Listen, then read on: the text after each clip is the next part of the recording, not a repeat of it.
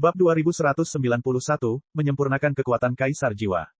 Setelah membobol True Divinity, Lin Ming memiliki keinginan kuat untuk bertarung. Namun, dia sangat menyadari bahwa setelah mencapai batas ini, hanya ada sedikit orang di seluruh alam semesta yang mampu menjadi tandingannya. Lin Ming menarik tangan Zheng Mei. Setelah menembus Divinity sejati, indranya menjadi sangat tajam. Samar-samar dia bisa merasakan energi tersembunyi jauh di dalam diri Zheng Mei yang tidak sesuai dengan garis keturunannya. Energi ini mirip dengan kekuatan dunia Kaisar Laut Bone yang diserap Lin Ming, namun sebenarnya jauh lebih ganas dan jauh lebih jahat. Kekuatan jurang totem. Pikiran ini terlintas dalam pikiran Lin Ming. Memikirkan hal itu, dia teringat bahwa Zheng Mei pernah menyatakan bahwa Kaisar Jiwa telah meninggalkan dua tanda di dalam dirinya. Yang pertama adalah tanda roh, Zheng Mei telah menghancurkannya sendirian. Berikutnya adalah tanda energi. Inti dari tanda ini adalah kekuatan jurang tingkat totem. Meskipun bisa digunakan dalam situasi kritis untuk mengendalikan Zheng Mei, itu juga bisa melindunginya. Awalnya, mustahil bagi Lin Ming atau Zheng Mei untuk melakukan apapun terhadap kekuatan Kaisar Jiwa. Tapi sekarang Zheng Mei dan Lin Ming bersama-sama masuk ke dalam keilahian sejati. Jika mereka bergabung, mereka benar-benar dapat menyempurnakan kekuatan ini. Lin Ming, Zheng Mei dan Lin Ming menjadi satu pikiran. Saat ini, Zheng Mei juga tahu apa yang ingin dilakukan Lin Ming. Dia perlahan mengangguk. Lin Ming menyatukan tangannya, memutar kekuatan ilahi di dalam dirinya. Bersenandung. Weng. Kekuatan supernatural melonjak seperti panci penggilingan raksasa, menekan kekuatan tingkat totem di dalam tubuh Zheng Mei, hancur. Kekuatan ini memiliki kualitas yang sangat tinggi. Bahkan jika Zheng Mei dan Lin Ming bergabung, mereka hanya bisa memakainya sedikit demi sedikit. Peng! Dengan suara ledakan yang keras, kekuatan totem ini meledak, membentuk hantu kabur di langit. Hantu ini berpenampilan seperti pemuda tua. Namun, penampilannya sangat berbeda dari penampilan Kaisar Jiwa. Ciri-cirinya jauh lebih ganas dan kejam daripada Kaisar Jiwa dan wajahnya putih pucat tanpa kedalaman sedikit pun, seolah-olah dia adalah mayat berusia 10.000 tahun yang seluruh darahnya telah disedot. Tanpa ragu, ini adalah kekuatan jurang tingkat totem yang ditinggalkan oleh Kaisar Jiwa. Lin Ming melihat hantu ini dan cahaya dingin bersinar di matanya. Dia mencurahkan seluruh kekuatannya ke dalam hantu ini, perlahan menghancurkannya. Hantu ini secara alami tidak mampu melawan Lin Ming dan Zheng Mei. Tapi, saat tubuh hantu itu pecah, tidak hanya tidak ada ekspresi ketakutannya tapi masih ada seringai mengejek yang tergantung di wajahnya. Lin Ming mengerutkan kening. Dia meletakkan kedua tangannya dan menuangkan asura surgawi Dao dan hukum kitab suci.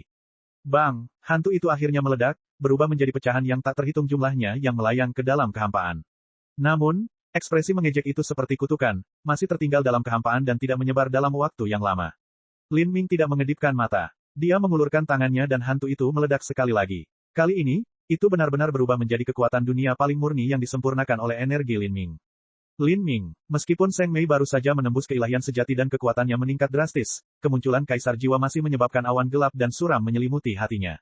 Ini tidak ada hubungannya dengan kecintaannya pada seni bela diri dan juga bukan karena dia takut. Itu karena dia telah mengikuti Kaisar Jiwa selama bertahun-tahun dan sangat menyadari betapa menakutkannya dia. Sepertinya aku telah memulihkan beberapa ingatan kehidupanku sebelumnya.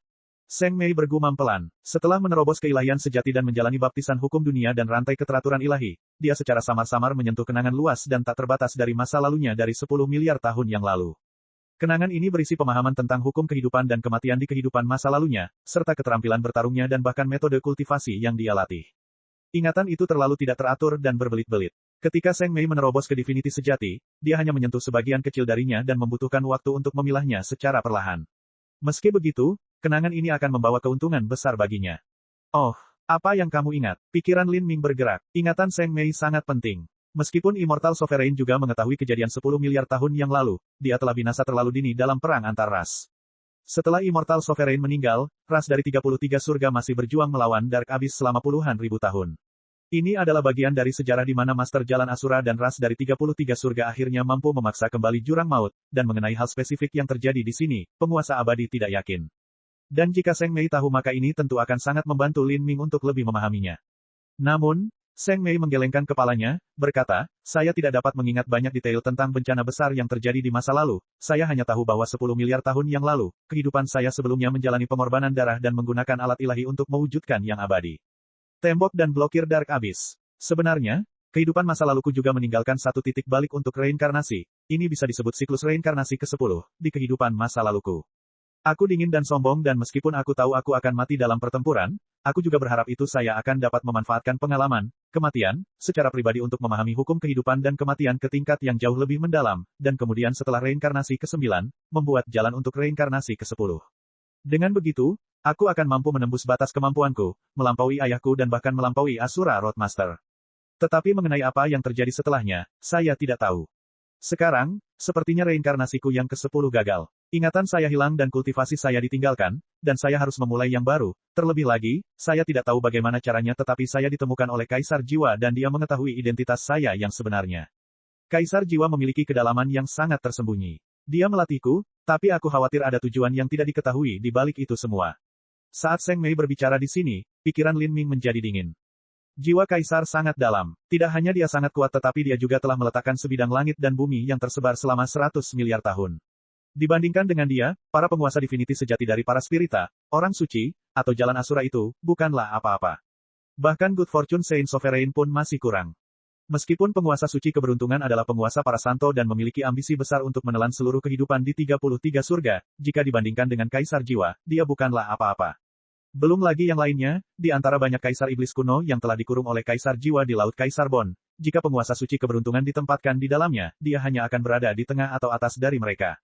Dalam kurun waktu 100 miliar tahun yang mengerikan, bahkan menyebar ke era universal terakhir, iblis-iblis elit yang kejam dan ganas telah keluar dari jurang kegelapan, dan terdapat puluhan bahkan ratusan jurang maut yang jauh lebih kuat daripada penguasa suci nasib baik bisa diharapkan. Tapi, ketika seseorang menganggap ras manusia yang lemah di 33 surga, Good Fortune Saint Sovereign terlalu tangguh. Di seluruh umat manusia, mereka tidak bisa menemukan seseorang yang bisa melarikan diri dengan selamat di hadapan penguasa suci keberuntungan, apalagi mengalahkannya. Dan menghitung waktunya, Good Fortune Saint Sovereign seharusnya sudah muncul dari pengasingan. Saat ini, dia kemungkinan besar telah menelan hubungan karma antara sistem pengumpulan esensi 33 surga dan umat manusia. Jika demikian, maka umat manusia berada dalam posisi yang lebih genting. Tentu saja, bagi Lin Ming, hubungan takdir karma semacam ini tidak memiliki pengaruh. Entah itu dari segi hukum atau energi yang disimpan di dalam tubuhnya, dia jauh melampaui sistem pengumpulan esensi. Dan bahkan jika hukum dipenjara, Lin Ming masih bisa menerobos dengan kekuatannya. Sekarang, satu-satunya hal yang ditakuti Lin Ming adalah Kaisar Jiwa dan makam Dewa Setan. Namun, sebelum dia menghadapi mereka, dia harus kembali ke 33 surga. Dia harus menyelesaikan masalah di sekitar Good Fortune Saint Sovereign. Menghadapi musuh yang menakutkan yaitu Dark Abyss, pertikaian antara manusia dan orang suci tidak lagi memiliki arti apapun. Tentu saja, menginginkan para Saint untuk mempercayainya bukanlah hal yang mudah. Meski begitu, Lin Ming tidak berencana untuk mencoba membujuk mereka terlalu banyak, karena di dunia seni bela diri, kekuatan adalah segalanya, kekuatan selamanya akan menjadi senjata yang jauh lebih kuat daripada kata-kata. Saya akan kembali ke 33 surga. Lin Ming tiba-tiba berkata. Dia memandang Seng Mei. Meskipun dia tidak mengatakan apapun, maksudnya jelas, dia ingin Seng Mei mengikutinya. Tembok abadi tidak bisa mengikuti perlombaan 33 surga. Meskipun Lin Ming menjadi dewa sejati, tetap saja tidak menjadi masalah baginya untuk lulus. Adapun garis keturunan dalam Seng Mei, meskipun berbelit-belit, namun kehidupan sebelumnya lah yang membentuk tembok abadi melalui pengorbanan darahnya. Karena dialah yang meletakkannya, tembok abadi tidak akan memenjarakan bahkan alam dewa sejati, Seng Mei. Bab 2192, Asal Kristal Ametis. Kekuatan dunia yang melanda Laut Kaisar Bon mulai melemah perlahan selama 3 hari. Lin Ming dan Seng Mei lulus ujian mereka dengan sempurna. Awalnya, menerobos keilahian sejati berarti seseorang akan menjadi seniman bela diri yang berdiri di eselon tertinggi di alam semesta. Selain itu, apakah itu Lin Ming atau Seng Mei, mereka berdua memiliki bakat yang cukup untuk menunjukkan penghinaan terhadap semua saingan lain di batas mereka. Kekuatan mereka sudah cukup besar sehingga bisa mempengaruhi masa depan alam semesta dan mengubah permainan catur besar dunia. Namun, Lin Ming juga tahu bahwa ini hanyalah langkah pertama dalam melawan Kaisar Jiwa. Kaisar Jiwa saat ini seharusnya sedang mengembangkan semacam metode kultivasi, dan begitu dia selesai, dia akan mampu mengendalikan makam Dewa Iblis dengan sempurna. Pada saat itu, kekuatannya akan mencapai tingkat yang tidak dapat dipahami. Waktu yang mereka miliki terlalu singkat. Setelah metode budidaya Kaisar Jiwa mencapai kesuksesan besar, dia akan mempelajari segala sesuatu yang terjadi di makam Dewa Setan. Pada saat itu, Lin Ming hanya akan mampu menghadapi Kaisar Jiwa secara langsung dalam pertarungan hidup atau mati. Riak menyebar melalui kehampaan dan pesona yang menciptakan dunia kecil yang mandiri menghilang. Lin Ming dan Seng Mei muncul di hadapan banyak jurang, sepasang pria dan wanita yang sempurna. Melihat Lin Ming dan Seng Mei keluar, Immortal mengeluarkan napas lega yang panjang. Kemudian, senyuman muncul di wajahnya. Upaya 1000 tahun, penantian 10 miliar tahun, setidaknya tidak ada yang sia-sia. Terima kasih banyak, senior. Lin Ming dan Seng Mei berlutut ketika mereka melihat Immortal, berlutut dengan hormat. Hal ini karena bagi Seng Mei, Immortal dapat disebut sebagai ayah kandungnya yang sebenarnya dan karena Lin Ming dan Seng Mei juga dapat disebut sebagai suami dan istri, maka Immortal adalah ayah mertua Lin Ming. Selain itu, apakah hukum kitab suci yang memungkinkan Lin Ming menjalani kelahiran kembali nirwana setelah kehilangan jiwa sumbernya, atau apakah itu ritual jurang maut, Immortal telah menunjukkan keanggunan yang besar kepada mereka. Dia adalah guru mereka. Terlepas dari apakah itu sebagai guru atau ayah, Immortal lebih dari layak menerima haluan ini. Anak-anak, berdirilah, kata Immortal, ekspresinya dipenuhi dengan kebahagiaan dan rasa syukur. Tapi meski dia senang melihat junior seperti itu, dia juga khawatir. Dia tahu bahwa setelah Lin Ming dan Zheng Mei pergi, mereka akan dihadapkan pada musuh yang benar-benar menakutkan, tekanan di pundak mereka terlalu berat. Lin Ming berdiri dan melihat pagoda setan 30 tingkat jauh serta lebih dari 100 kaisar setan yang ada di seberang tepi sungai Yellow Springs. Dia membungkuk kepada mereka semua. Terutama Raja Iblis dari pagoda Iblis tingkat 30. Dia telah bangun untuk membantunya dan Zheng Mei, dan ini adalah kebaikan yang akan diingat selamanya oleh Lin Ming. Senior, junior akan mencoba yang terbaik di masa depan untuk menyelamatkan kalian semua dari sini. Lin Ming bersumpah dengan sungguh-sungguh. Tapi, satu-satunya jawaban yang dia dengar hanyalah tawa parau. Heh, bocah, aku sudah mati, jadi bagaimana mungkin kamu bisa menyelamatkan kami? Jika Anda memiliki kemampuan maka hamburkan sisa jiwa saya, itu akan menjadi kebebasan sejati. Haha, aku tidak berharap kamu menyelamatkan kami. Satu-satunya cara yang mungkin adalah jika Anda berhasil mendobrak aturan dunia ini. Di masa depan ketika kamu melangkah melampaui keilahian, gigit sepotong daging dari orang tua aneh itu dan bawa ke sini untuk kita makan, hahaha. Kerumunan setan berbicara dengan ceroboh. Setelah disegel di pagoda iblis yang gelap dan tertutup, mereka menghadapi lingkungan yang tidak berubah selama puluhan miliar tahun. Rasa sakitnya tidak terpikirkan. Jika manusia dikurung dalam ruangan hitam kecil selama sebulan, mereka akan menjadi gila dan bahkan mengalami masalah mental yang tidak dapat diperbaiki. Meskipun seniman bela diri memiliki kemauan yang kuat, mereka masih mulai menjadi gila setelah dikurung selama puluhan miliar tahun. Lin Ming terdiam. Dia menghela nafas dalam hati. Sebenarnya, banyak kaisar iblis kuno ini dikurung di sini karena mereka tidak mampu menahan godaan kehidupan abadi, bahkan jika pada saat mereka tiba mereka tahu Laut Kaisar Bon hanya berisi harapan yang tidak pasti bagi mereka. Lin Ming tidak tahu apakah kehidupan kekal harus dikejar atau tidak, tapi dia sangat merasakan bahwa kehidupan kekal sebenarnya tidak berarti kebahagiaan abadi, itu tidak berarti kebahagiaan abadi. Kehidupan abadi bukanlah pencapaian tertinggi dalam seni bela diri.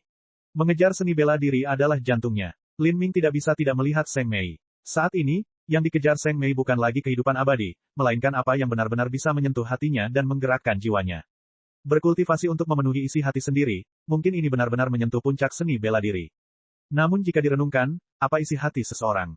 Mungkin itu adalah membiarkan diri sendiri, kekasihnya, pasangannya, anak-anaknya, keluarganya, temannya, orang-orangnya, agar semua orang bisa hidup dalam kedamaian dan kebahagiaan.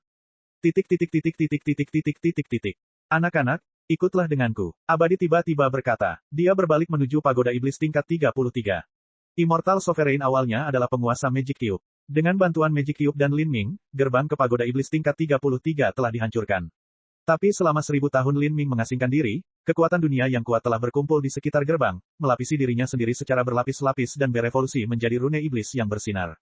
Rune-rune itu terhubung bersama, menyebabkan relief iblis di gerbang terlihat jauh lebih ganas, seolah-olah gerbang itu akan menutup sekali lagi.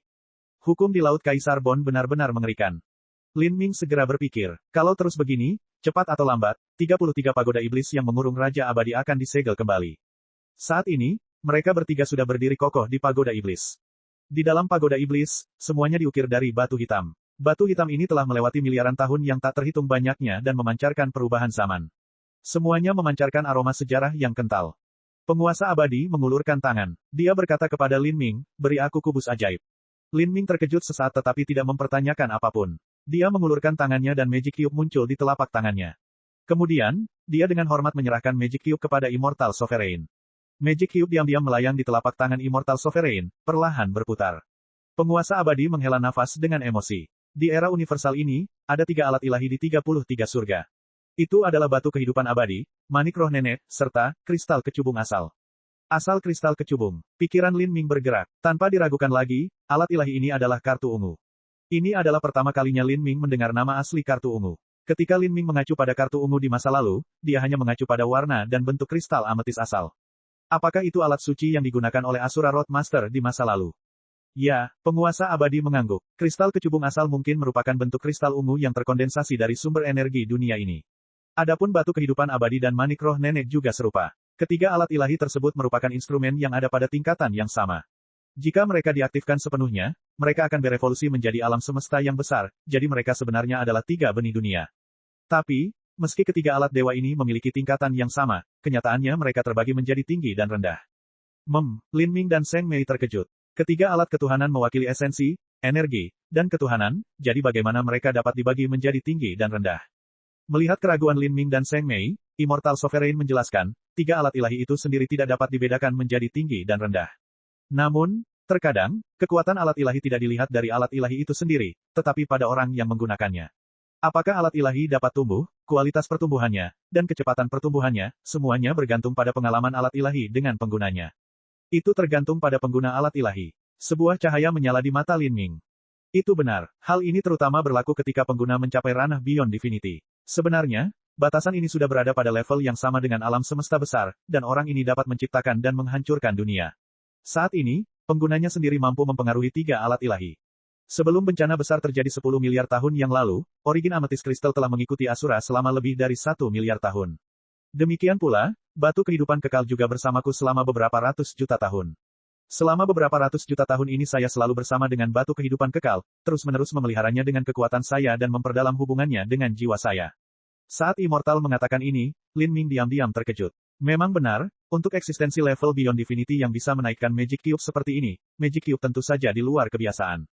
Apalagi Magic Cube yang merupakan benih dunia, bahkan dunia yang benar-benar hebat pun dapat terus diperkuat dan dipelihara.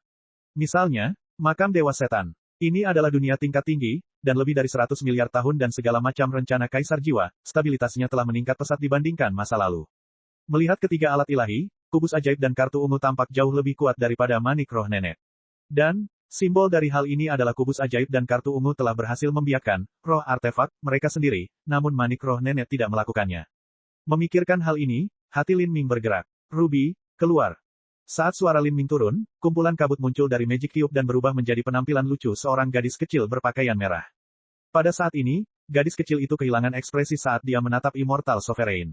Pria berjubah hitam ini tampak familiar tetapi juga orang asing di saat yang bersamaan. Bab 2193, meninggalkan kubus ajaib. Saat Immortal Sovereign melihat Ruby, dia menghela nafas, cinta dan emosi yang tak terbatas memenuhi wajahnya.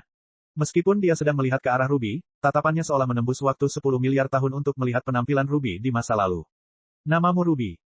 Ruby menatap Immortal Sovereign dengan mata terbelalak dengan rasa ingin tahu seorang anak kecil.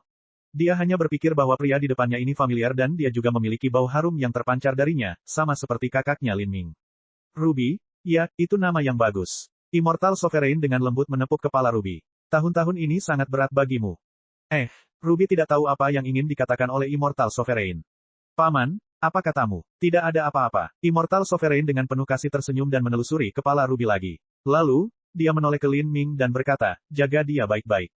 Saya akan. Lin Ming bersumpah dengan sungguh-sungguh. Penguasa abadi menghela nafas. Dia berkata, di masa lalu, Ruby adalah roh dunia batu kehidupan abadi.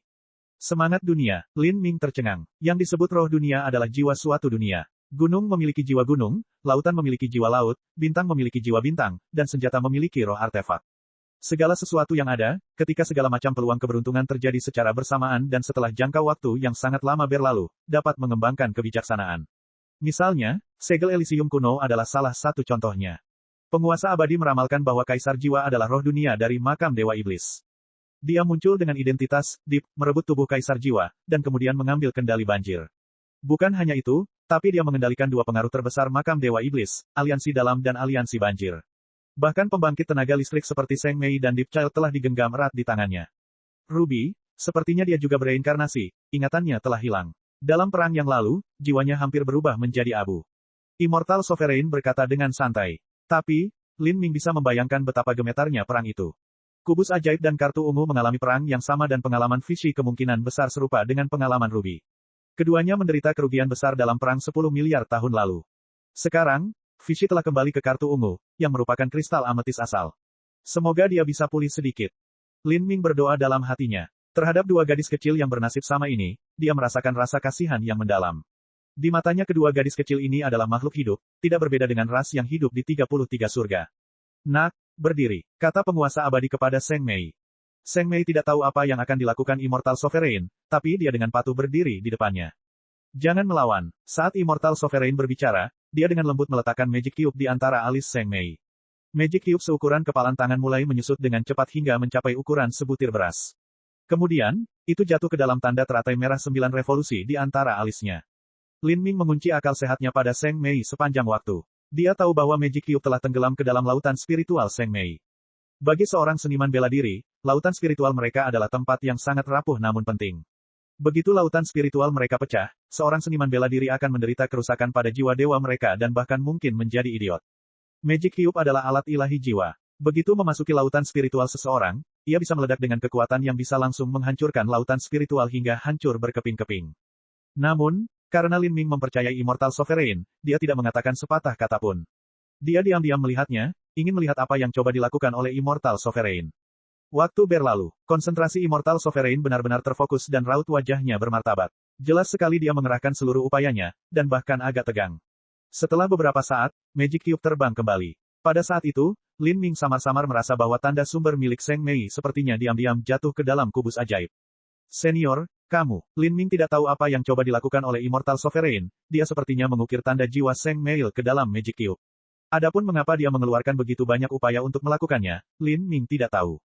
Namun penguasa abadi belum selesai. Dia mengendalikan Magic Cube lagi sehingga terbang di antara alis Lin Ming dan tenggelam ke laut spiritualnya.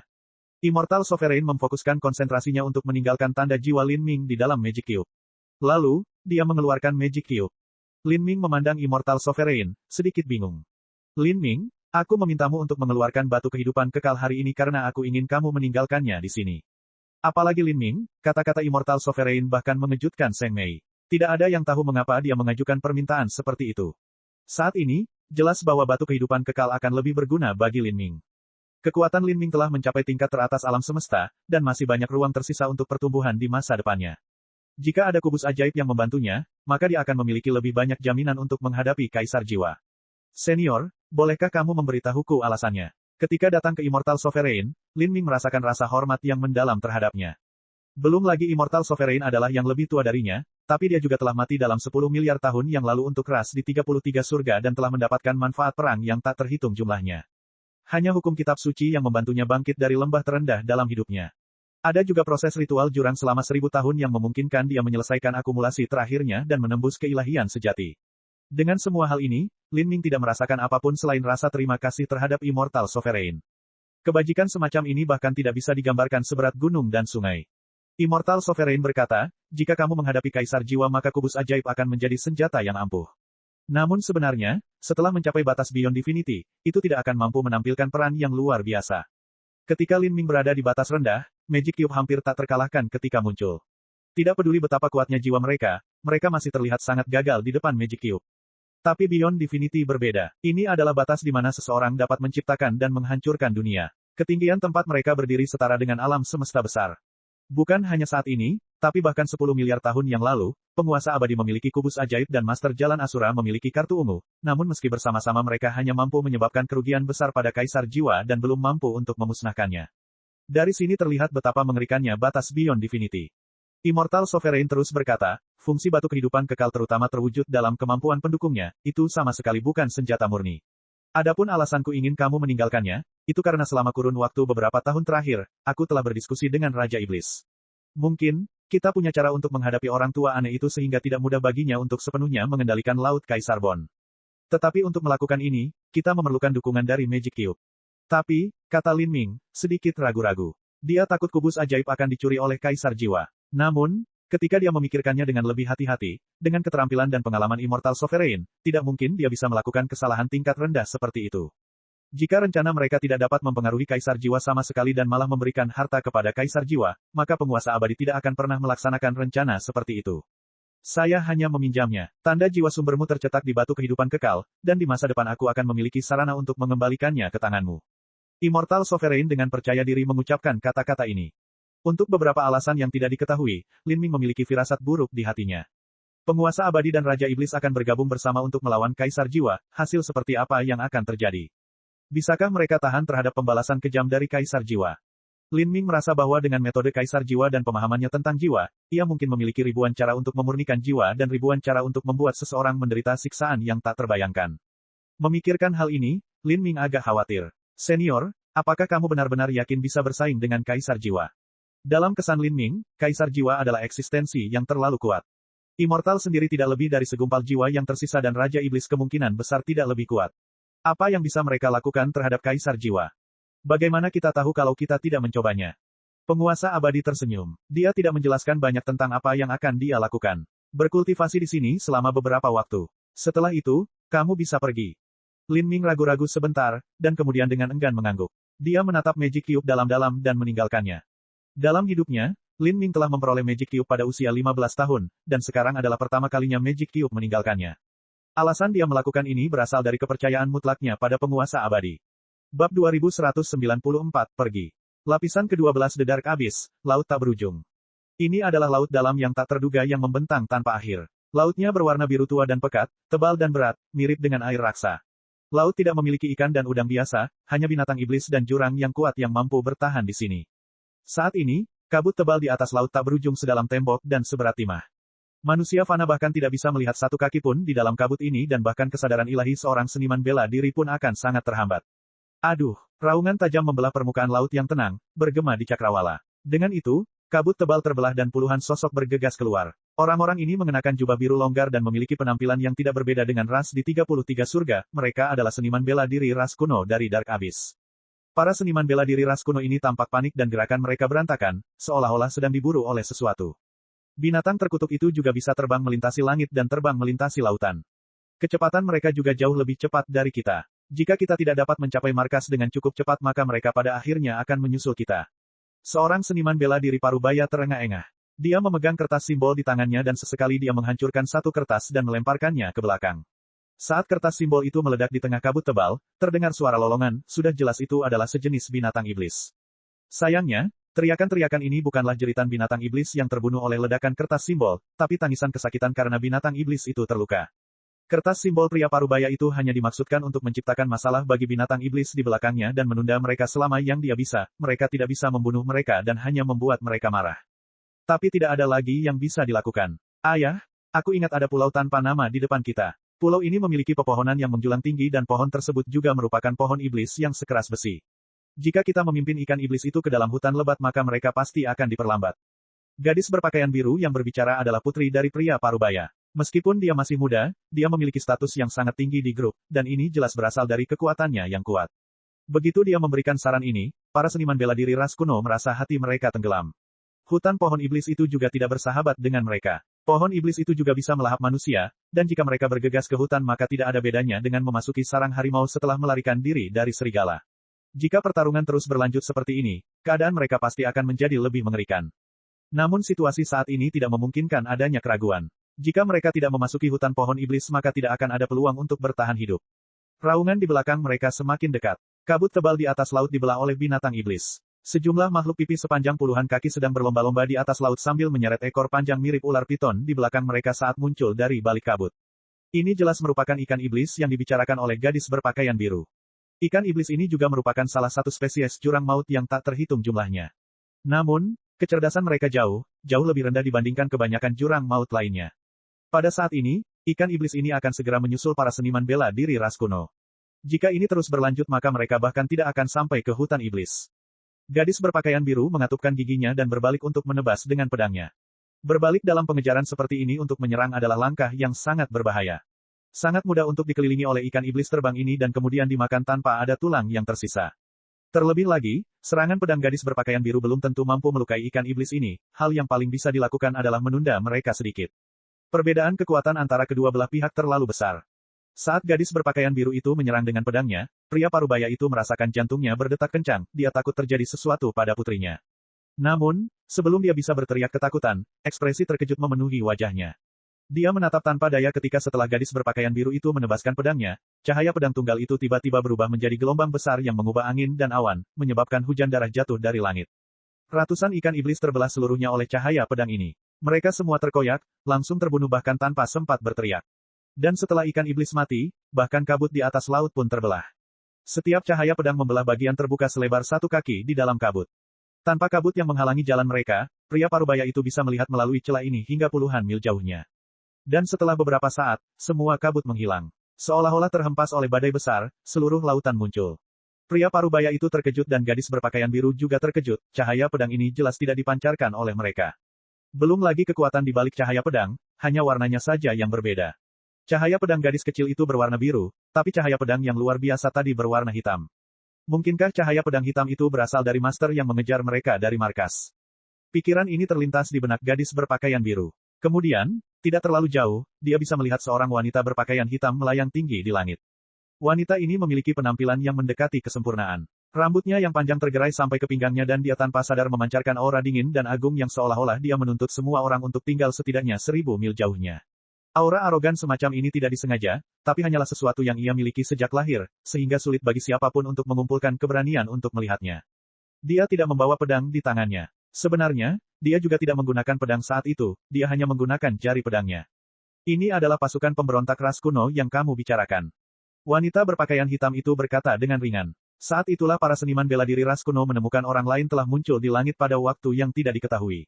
Pria ini memiliki penampilan yang seperti diukir oleh pedang. Matanya seperti lautan bintang, kedalamannya tak terduga. Setelah pria ini muncul, wanita berpakaian hitam berdiri di sampingnya, sedikit di belakang. Baik dalam pola pikir maupun tindakan, wanita ini sepertinya menganggap pria ini sebagai pemimpin. Wanita yang begitu menakutkan menganggap pria ini sebagai petunjuk. Lalu pria ini. Para seniman bela diri ras kuno benar-benar tercengang. Tidak peduli bagaimana mereka melihatnya, pria dan wanita ini sama sekali tidak tampak seperti jurang maut, tetapi penampilannya mirip dengan diri mereka sendiri. Bagaimana ini mungkin?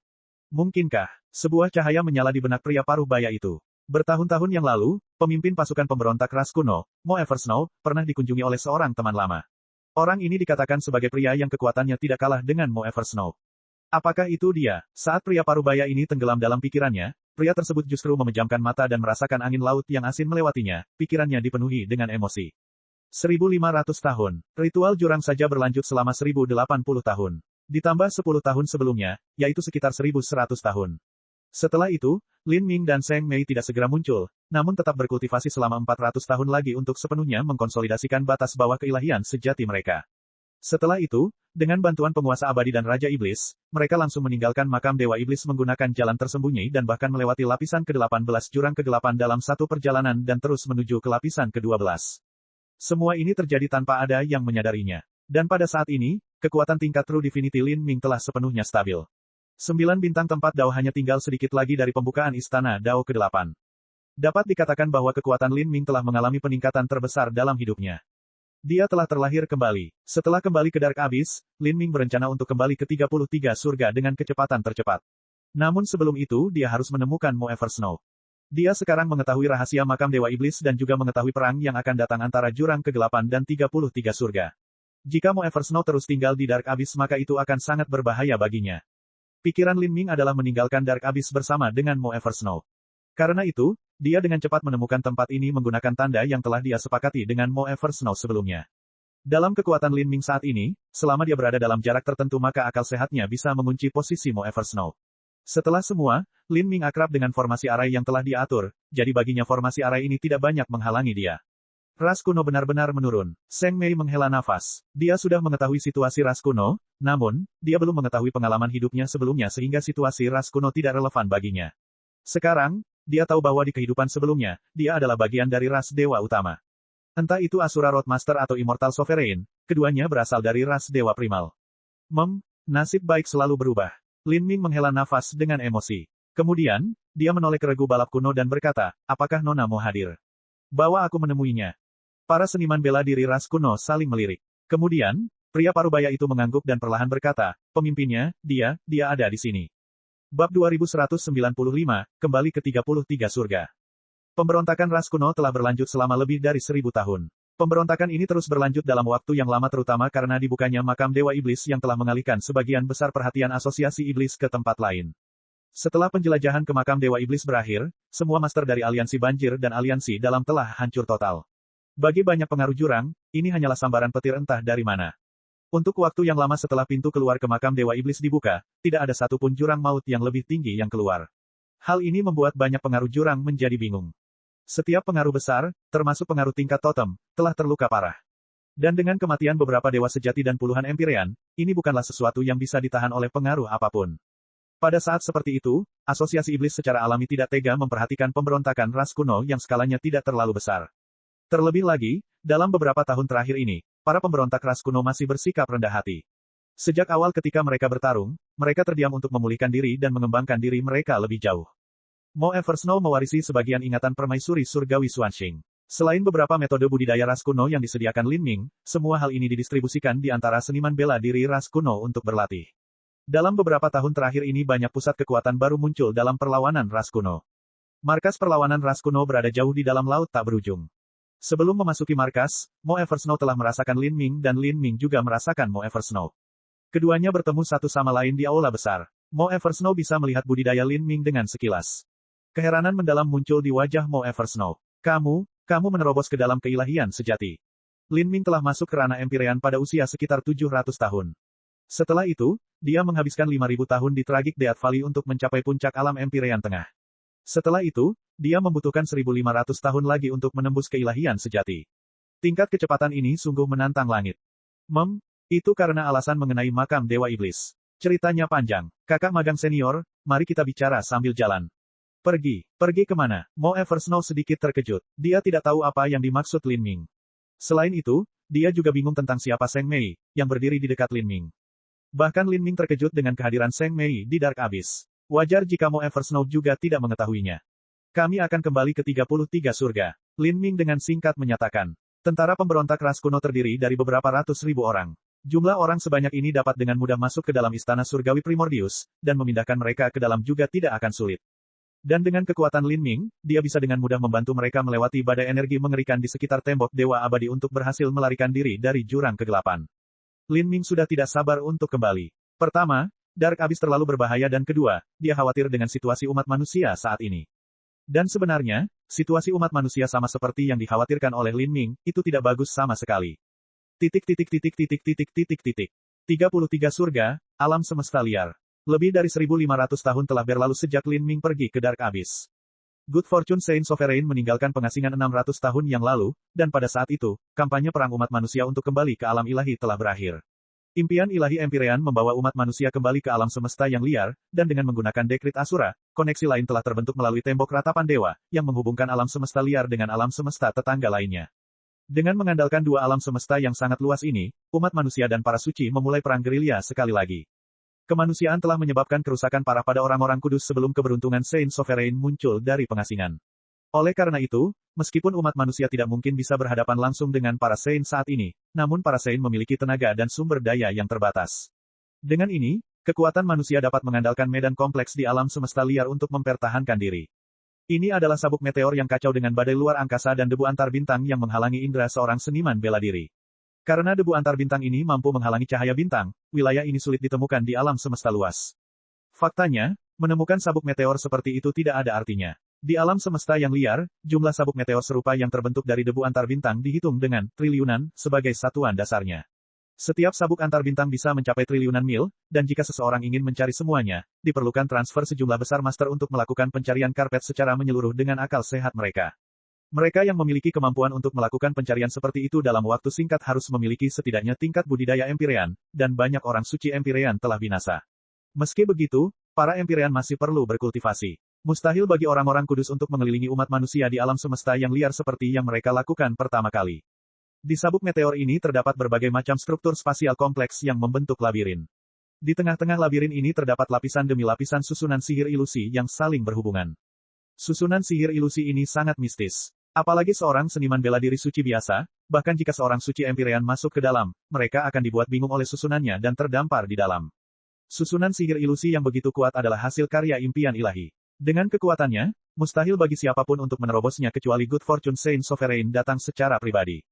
Dalam 8,000 sampai 9,000 tahun terakhir umat manusia menentang orang-orang suci, meskipun umat manusia telah menderita kerugian, mereka juga bertumbuh pesat. Hal ini terutama berlaku pada kemampuan mereka untuk menyembunyikan diri dan menyusun formasi. Untuk melindungi benih-benih umat manusia yang sedang tumbuh, Empyrean Divine Dream secara pribadi meletakkan ratusan susunan sihir ilusi ini melalui alam semesta yang liar, sehingga semakin sulit bagi para Saint untuk menemukannya. Seperti ini, umat manusia terus berjuang melawan orang-orang kudus. Mereka berhasil bertahan, namun ada suatu hal yang menyebabkan awan gelap melayang di hati semua seniman bela diri manusia. Itu adalah, ketika Good Fortune Saint Sovereign mengasingkan diri, dia telah menelan takdir sistem pengumpulan esensi umat manusia. Sekarang, ada kesenjangan yang memisahkan umat manusia dari sistem pengumpulan esensi Dao Surgawi. Kesenjangan ini tidak mempengaruhi kekuatan yang ada dari seorang seniman bela diri, namun menghalangi mereka untuk melanjutkan budidaya mereka. Sekarang, Ketika seorang seniman bela diri manusia berkultivasi hingga 9 pergeseran ilahi, mereka akan merasa sangat tegang. Di perbatasan Raja Dunia, perlawanan ini meningkat ratusan dan ribuan kali, sehingga hampir mustahil untuk ditembus. Adapun bagi para Empyrean bawah yang naik ke Empyrean menengah, dan Empyrean menengah yang naik ke Empyrean atas, proses ini awalnya tidak mudah, namun kini menjadi jauh lebih sulit. Jika ini terus berlanjut, nasib umat manusia pada akhirnya akan musnah. Inilah yang disebut sebagai momen ketika takdir suatu ras mencapai akhirnya. Dalam arus sejarah yang tiada habisnya, tidak jarang suatu ras menemui ajalnya karena takdirnya telah mencapai akhir. 10 miliar tahun yang lalu, ras Dewa Primal memiliki kekuatan yang tak terbayangkan, namun mereka perlahan-lahan punah karena takdir mereka sudah berakhir. Dibandingkan dengan ras Dewa Primal, umat manusia masih jauh dari bisa dibandingkan, baik dalam kekuatan maupun jumlah. Oleh karena itu, tidak aneh jika umat manusia binasa dalam bencana besar ini. Kini, generasi muda manusia sudah mulai layu dan menyusut. Di bawah kutukan ini, seniman bela diri dengan tingkat bakat biasa hanya mampu mencapai alam laut ilahi.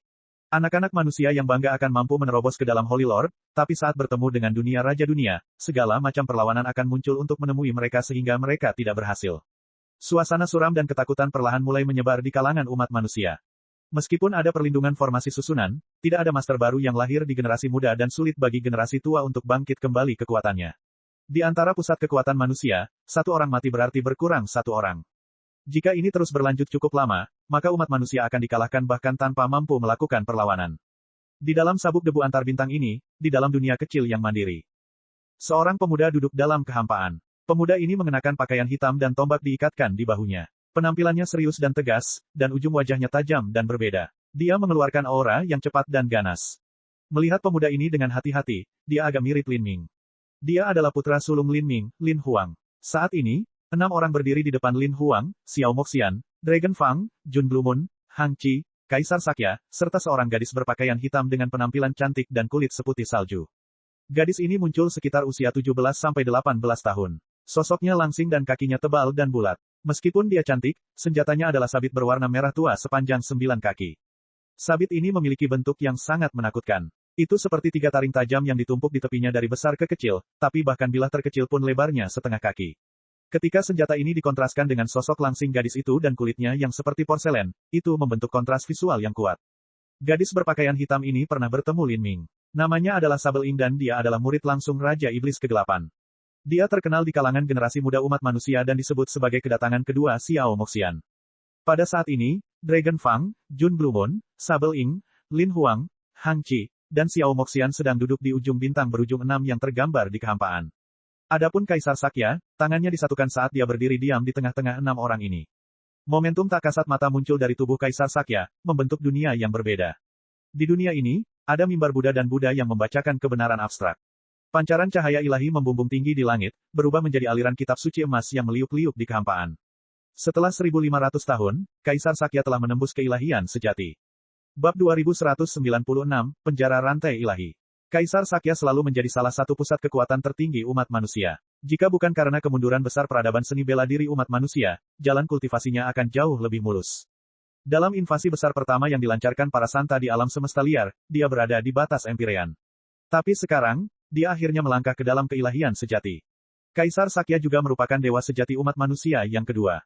7 orang sedang duduk di aula besar, tanpa suara. Kaisar Sakya duduk di atas singgasana teratai, 10 jarinya menyatu saat dia mengeluarkan segel Buddha demi segel Buddha.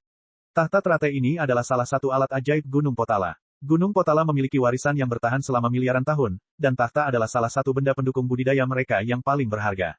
Ketika berbicara tentang alat sihir, ada banyak jenis alat yang menyerang dan bertahan. Tetapi jika menyangkut alat sihir tambahan, sebenarnya alat itu cukup langka karena formasi susunan yang diperlukan untuk menyempurnakannya sangat rumit. Bersenandung, bersenandung. Cahaya keemasan menyilaukan keluar dari singgasana teratai. Energi asal langit dan bumi di sekitarnya berkumpul di sekitar 6 orang di sekitarnya. Untuk sesaat, cahaya hukum bersinar dan hantu tertinggi muncul di belakang 6 orang ini. Hantu tertinggi adalah simbol seorang Empyrean. Sekarang, Dragon Fang, Xiao Moxian, Lin Huang, Hang Qi, Sable Ing, dan Jun Blue Moon semuanya memiliki budidaya tingkat Empyrean, satu-satunya perbedaan adalah mereka berada dalam batas kecil yang berbeda. Dalam bencana besar umat manusia, banyak penguasa manusia tumbuh dengan kecepatan yang mencengangkan. Bagi para jenius di peringkat Lin Huang atau Sable Ing, mereka tidak membutuhkan 10.000 tahun untuk menjadi seorang Empyrean, 7-8.000 tahun sudah cukup. 10.000 dan beberapa ribu tahun adalah waktu yang cukup bagi mereka untuk mencapai wilayah Empyrean atas atau bahkan batas Empyrean. Sayangnya, Beberapa ratus tahun yang lalu takdir umat manusia telah dipenjarakan, jadi jika orang-orang ini ingin membuat terobosan, pertama-tama mereka harus menerobos rantai keteraturan surgawi Dao surgawi. Namun, keinginan untuk menerobos rantai ilahi ini lebih mudah diucapkan daripada dilakukan. Ketika Lin Ming menerobos ke 9 bintang Istana Dao, dia mengandalkan akumulasi takdir dan harta yang tak ternilai harganya. Selain itu, Lin Ming dan Xiao Moxian memiliki kultivasi ganda, dan ketika dia dikejar oleh Tian Mingzi dan punggungnya menghadap sungai dalam situasi hidup atau mati, hanya pada saat kritis itulah dia menerobos Dao surgawi, diagram Dao dan memperoleh kekuatan 9 bintang. Tapi di antara umat manusia, sebenarnya tidak ada orang yang mampu membandingkan dengan Lin Ming, dan juga sulit untuk mereproduksi situasi yang sama yang dihadapi Lin Ming di masa lalu. Oleh karena itu, para elit umat manusia yang bangga mulai menguji metode berbeda untuk membuat terobosan. Misalnya, dalam formasi susunan besar yang dikelola oleh Kaisar Sakya, 6 orang empir menyerang ikatan rantai dewa secara bersamaan. Dalam barisan besar, Kaisar Sakya hanya memainkan peran pendukung. Bisa atau tidaknya seseorang menembus rantai itu bergantung pada seniman bela diri itu sendiri. Semakin tinggi kultivasi yang dimiliki seorang seniman bela diri, semakin kuat belenggu mereka. Pada akhirnya, semuanya bermuara pada bakat, potensi, dan tekad seseorang dalam menyerang rantai Dao surgawi. Semua ini bersama-sama menentukan apakah seseorang cukup kuat untuk menentang surga dan mengubah hidup mereka. 6 lampu terjalin menjadi sebuah bintang. Kaisar Sakya memancarkan cahaya keemasan cemerlang dari setiap titik akupuntur. Cahaya ini menyatu menjadi seorang Buddha ketika suara nyanyian sutra bertahan di dunia, bertahan untuk waktu yang lama. Pada saat ini, di langit, rantai keteraturan ilahi telah membentuk diagram Dao surgawi yang menekan kepala semua yang hadir. Tahta teratai di bawah kaki Kaisar Sakya berputar dan sebuah tangan emas terangkat ke atas. Pada saat yang sama, 6 seniman bela diri Empirean di sekitar Kaisar Sakya masing-masing mencoba menerobos kemacetan budidaya mereka masing-masing. Selama tahun-tahun ketika sistem pengumpulan esensi telah disegel, mereka semua telah mencapai puncaknya dalam batas-batas kecil mereka. Jika bukan karena rantai keteraturan ilahi yang menghalangi mereka, mereka pasti sudah membuat terobosan. Bang! Tangan emas berkumpul dengan kekuatan 6 orang dan dengan keras menabrak diagram Dao surgawi, menyebabkannya bergetar. Lagi dan lagi, serangan brutal terus berlanjut. Setiap kali diagram Dao meredup, ia segera dilengkapi dengan rantai keteraturan ilahi emas yang meliuk-liuk seperti ular piton, menambah lebih banyak energi pada diagram Dao. Jika seseorang menyerang diagram Dao surgawi, itu akan menyebabkan terjadinya serangan balasan. Untungnya Xiao Moxian mampu menahannya. Dia memiliki latar belakang yang dalam dan memiliki potensi yang luar biasa, dan dia bahkan memiliki tubuh dewa binatang. Tetapi untuk Hang Qi dan Sabel Ing, mereka terguncang oleh kekuatan Dao surgawi. Meridian mereka rusak karena kekuatan gemetar dan darah mengalir keluar dari sudut mulut mereka. Sebelum dampaknya terhadap diagram Dao surgawi berlangsung selama beberapa waktu, mereka sudah kehabisan tenaga. Jika hal ini terus berlanjut maka mereka akan menderita kerugian yang sangat besar dan tidak dapat diubah. Mereka melambat. Dragon Fang, Jun Blue Moon, dan Lin Huang juga melambat secara signifikan. Setelah waktu berlalu, Xiao Moxian juga berhenti. Kali ini, upaya mereka untuk menembus rantai Dao surgawi telah dikalahkan. Hasil ini tidak membuat mereka kaget karena sudah berkali-kali gagal sebelumnya. Namun, kegagalan yang berulang kali menyebabkan awan suram muncul di hati mereka. Beberapa dari mereka sudah menjadi elit di antara para elit manusia. Jika mereka tidak mampu menembus rantai Dao surgawi maka tidak perlu menyebutkan seniman bela diri lainnya. Selama tahun-tahun ini, banyak seniman bela diri manusia yang mengalihkan pandangan mereka ke sistem transformasi tubuh dan mulai mengembangkan 8 gerbang tersembunyi dalam dan 9 bintang Istana Dao. Ini termasuk Lin Huang, dia menghabiskan lebih banyak waktunya dalam mengolah 9 bintang Istana Dao. Namun teknik transformasi tubuh manusia telah ditinggalkan selama 3,6 miliar tahun. Seberapa mudahkah membangun kembali sistem budidaya ini dari awal? Selain itu, bahkan hukum transformasi tubuh sebagian masih diblokir oleh Good Fortune Saint Sovereign. Jika seseorang ingin mengolahnya, masih ada perlawanan yang luar biasa. Sebenarnya, setelah takdir umat manusia dibelenggu, selain mengandalkan potensi seseorang untuk menerobos, seseorang juga bisa mengandalkan kekerasan. Ketika seorang seniman bela diri mencapai alam keilahian sejati atas dan mereka memiliki hukum yang sesuai, seperti hukum menelan atau hukum kutukan, maka mereka akan memiliki kemampuan untuk mengubah nasib ras biasa. Jika mereka dapat mencapai alam melampaui keilahian, maka mereka akan memiliki kemampuan untuk menciptakan dan menghancurkan dunia, dan bahkan mempengaruhi aliran takdir seluruh alam semesta. Demikian pula, jika seseorang ingin menggunakan kekerasan untuk menerobos rantai Dao surgawi, mereka memerlukan setidaknya tingkat kekuatan keilahian sejati yang lebih tinggi untuk mencapai hal ini. Namun, di antara seluruh umat manusia, belum ada seorang pun yang mencapai batas ini. Kalau bicara mengenai penguasa suci keberuntungan, apakah itu mimpi ilahi atau Kaisar Sakya, mereka berdua jauh lebih lemah darinya. Dan dengan sistem pengumpulan esensi yang terkunci, akan semakin sulit bagi impian ilahi atau Kaisar Sakya untuk melampaui putra suci keberuntungan. Pada saat ini, Sabel Ing menelan pil dan mulai bermeditasi dan memulihkan diri. Saat dia menstabilkan vitalitas darahnya yang berjatuhan, dia melihat ke diagram Dao surgawi yang secara bertahap menghilang ke langit. Dia tidak bisa menahan nafas dalam-dalam dan berkata, Senior Lin Ming, dia benar-benar pahlawan manusia yang luar biasa. Sabel Ing sangat menyadari bahwa ketika 9 bintang Istana Dao disegel di masa lalu, Lin Ming mengandalkan potensi luar biasa, tekadnya, serta bantuan Xiao Moxian untuk menembus diagram Dao Surgawi. Dengan bantuan Kaisar Sakya melalui formasi susunan dan 6 orang empir bergabung, kesulitan untuk menembus 9 bintang Istana Dao di masa lalu jauh lebih besar daripada apa yang harus dialami ke 6 orang ini sekarang. Namun tidak satu pun dari para jenius ini yang mampu menembus penghalang tersebut. Selain itu, semakin banyak upaya yang mereka coba, semakin mereka bisa merasakan betapa mengerikannya ikatan Dao Surgawi. Tanpa merasakan ini sendiri, tak satu pun dari mereka akan memiliki firasat betapa sulitnya hal ini bagi Lin Ming di masa lalu. Lin Ming, saat Xiao Moxian mendengar Sabel Ing berbicara tentang Lin Ming, tatapannya tampak menjauh. Sejak Lin Ming pergi, dia menghabiskan 500 tahun di Tragic Death Valley dan sekitar 1.500 tahun di makam Dewa Setan, dia telah pergi selama 2.000 tahun penuh. Karena Xiao Moxian sudah lama tidak berkultivasi di Tragic Death Valley seperti yang dilakukan Lin Ming, usianya belum mencapai 10.000 tahun.